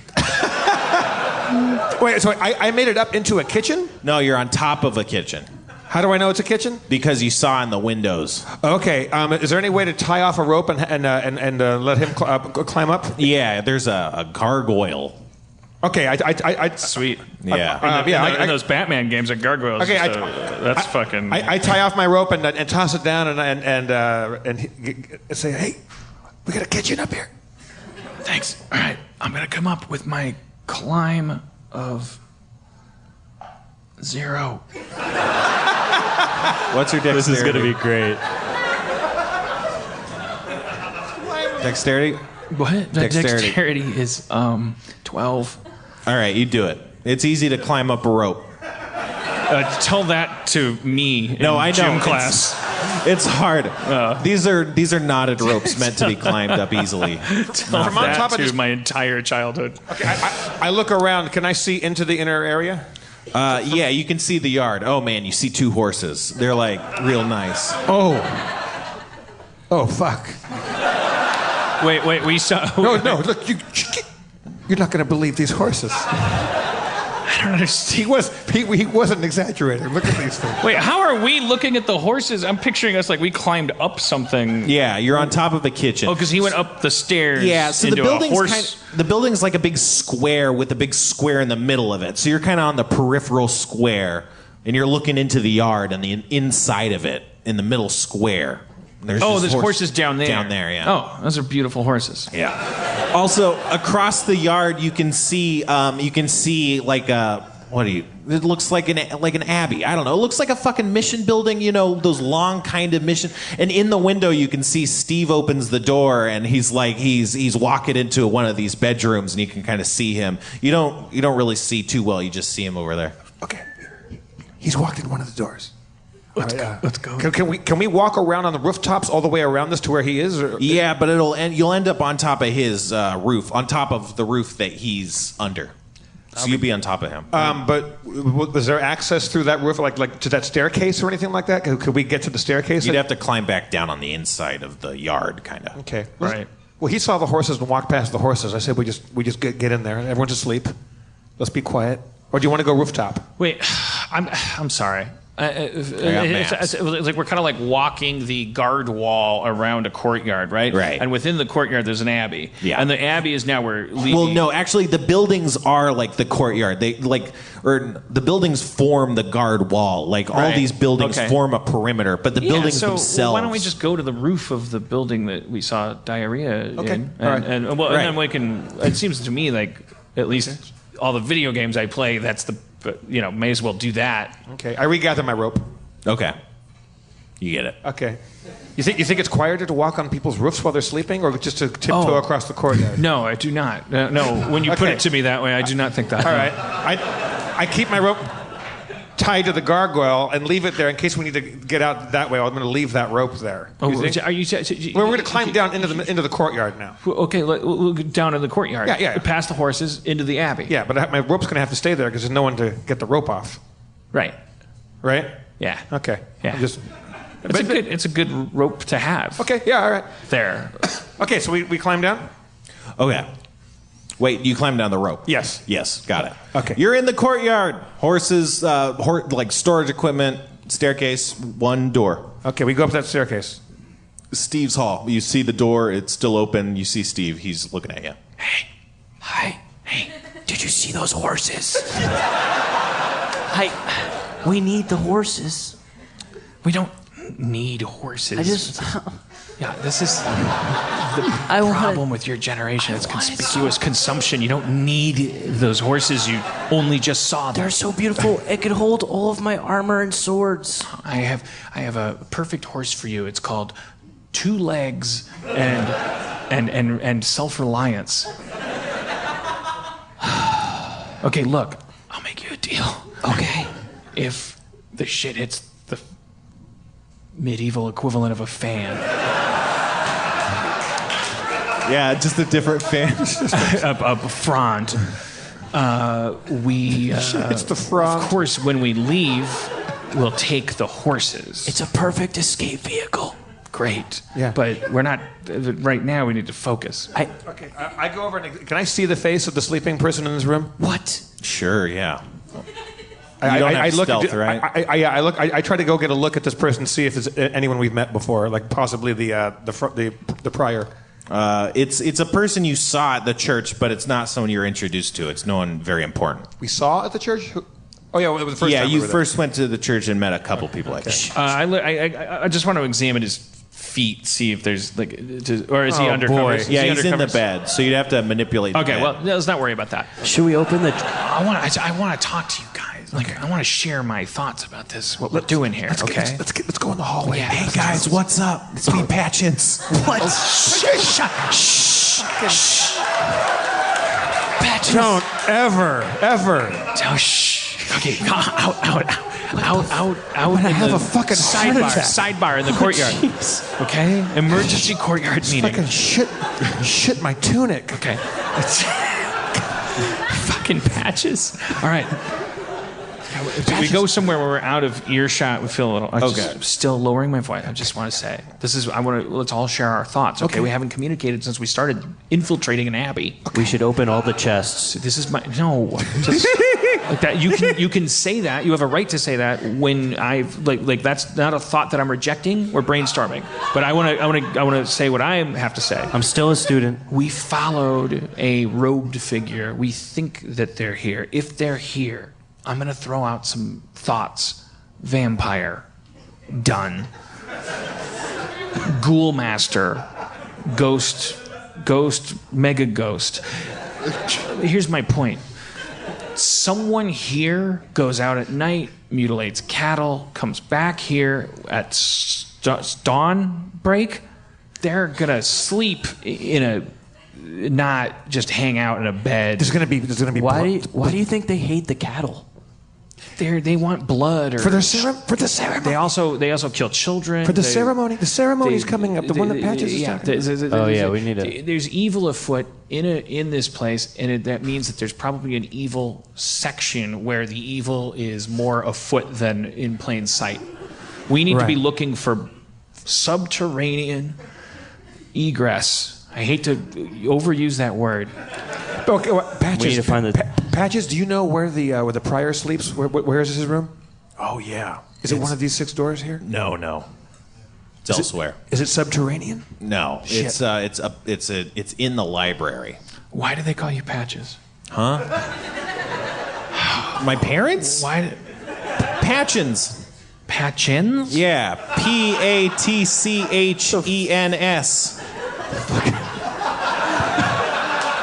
How come you didn't correct us? Name? What? It's just your last name? No, it's my first name. Patchins. Who do those nice horses downstairs belong to? What? Does the really nice horses down in the courtyard? No church peoples has Hortches. I just want to leave. That would be so funny. No, don't go, Patchins. No. Don't go. What's your last name? Stubens. Stubens? No, Stubens. Stupins? Yeah, Stupens. Patchins? Stupens? Yeah.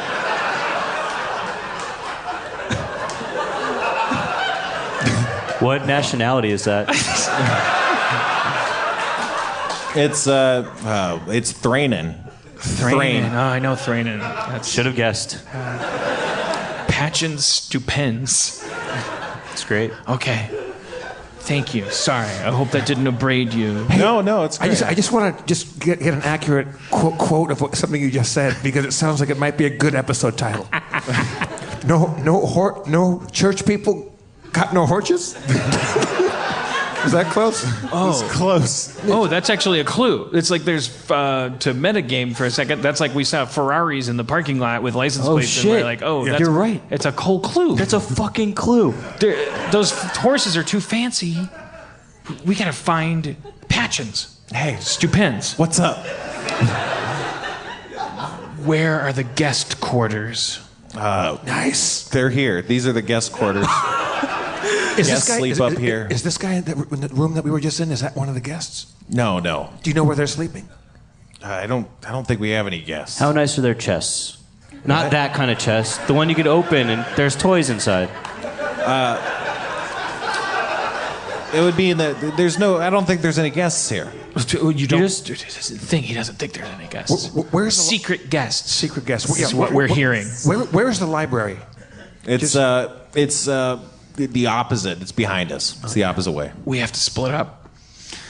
One of us has to go up to the head prioriter's bedroom. Yeah. And make sure he doesn't have signs of dew moisture on his feet. Right. I'll go to the library for some reason. No, because the library is where the prior sleeps. His bedroom's in, or it's near the library. It's in the library. Is there an underground, like kind of like a dungeony kind of like keep or hold here? Yeah, that's a yes. No, not that I know of. I'm new here. Is it possible for me to get inside the church temple proper? Yeah. That other door from the yard is maybe the best option. Where's that event happening? The ceremony? The ceremony. I don't know. Probably somewhere in the church that they boarded up. I'll go in there. Like in the non-existent We should have lit cellar. that door Are you on sure? fire. Why do you want us to split up right now? Because we've thrown out like 9 places to go, and I think somebody should go down. I'm not going to say who I think it should be, but someone should go examine those horses and see if there's any like identifying, like saddlebag stuff. I'll do it. Let me examine those horses. And you're going to check on the prioriter? The church. You're going to go to the library and check out on the. Okay.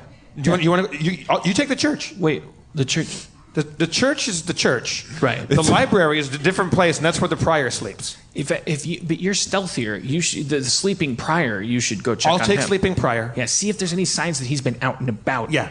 If he's there. If he's not there, jackpot. Okay. Let's all meet. Let's meet back at the church. Let's meet back at my rope. At your rope. Let's meet back at your rope in. Why did you look at your wrist? Do you guys know the song "Swinging on a Star"? Why did you stop and look at your wrist? Have you guys seen Hudson Hawk? Do you know any show tunes we can sing while we check? All right. No, never mind. All right. Well, let's meet back. How did people keep time? When The moon? when the moon the moon is descending over this part of the sky, before the moon touches the top of that tree, when standing in the middle of the courtyard. In the middle of the court. Let's just meet in the middle of the courtyard. Let's just okay. In about 5 minute-y things. Yeah. All right. Okay, guys. Put your hands in the middle, because we can't do all this stuff. We have to make it a dramatic thing, like a serialized Netflix show. We have to turn an ending. You have to make an ending out of what is otherwise just an 800-minute movie. Okay, you're the elder of our group. Do you want to say a little prayer to the Church of the Flame, the Silver Flame? Guys, I believe in our religion. I don't believe in our church. I said it. You found it out now. We're on a fucking mission from the Silver Flame. You believe in the Silver Flame, though? Fuck yes. Yes, that's why I don't like the Church of the Silver Flame. Dude, this is not the best time to be laying this on us, man.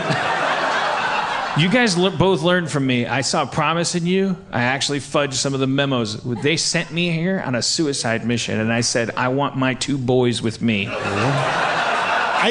Wait, with my right hand? Jackpot. See you in 5. What? Cliffhanger!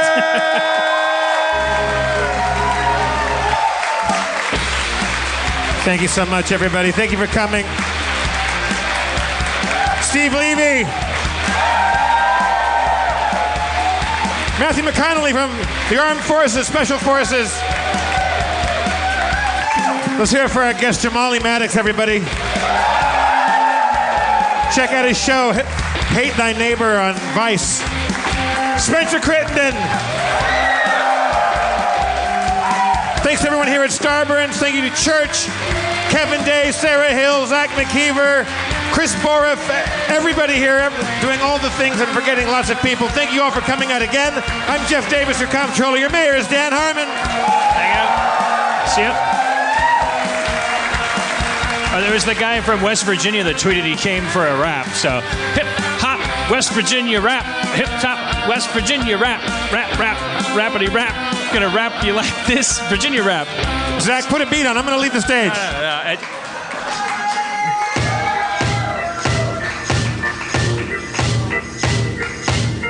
Yo. The Virginias are divided. They're on different sides. West Virginia feels like this. East Virginia said, just call me this, Virginia. I don't want to be East Virginia. I just want to be Virginia. West Virginia's like, fuck you then. Gonna go over to the West End. And then one guy from West Virginia came to the show to hear me rap about it, lamely. So I did. So I'm a man of my word and a man of my bib, because when I eat like a baby. I eat your mama's pussy. I don't say maybe. I'm not on beat. I don't know what I'm doing. I fucked your mama so hard, I started spewing verbally about her experience as a woman. It's called mansplaining, and it's the hot new move. I mansplained to your mama, I mansplained to your daughter, I mansplained to the mountains about the meaning of water. I said a waterfall goes down because it hates. I fucked your mama like she was Kathy Bates, and I said, body positive. I fucked your mama, explained it to her, and she said, well, now that you said it that way, I get it. And I left, and I explained some more. And we'll explain more next week. We're doing the show Saturday next week, too. Thank you, guys. Bye.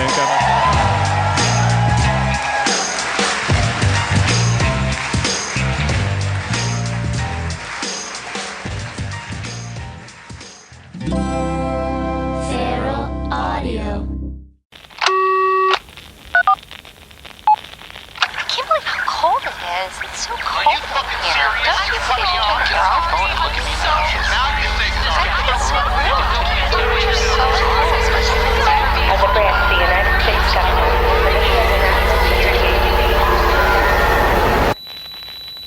As a branch of the United States government, it is the mission of the National Security Agency to assess and flag citizens of the country who may present a threat to its security. The NSA has clearance to wiretap by any means necessary. Tapped. Incidental recordings of private conversations from the files of the NSA. Now on feralaudio.com.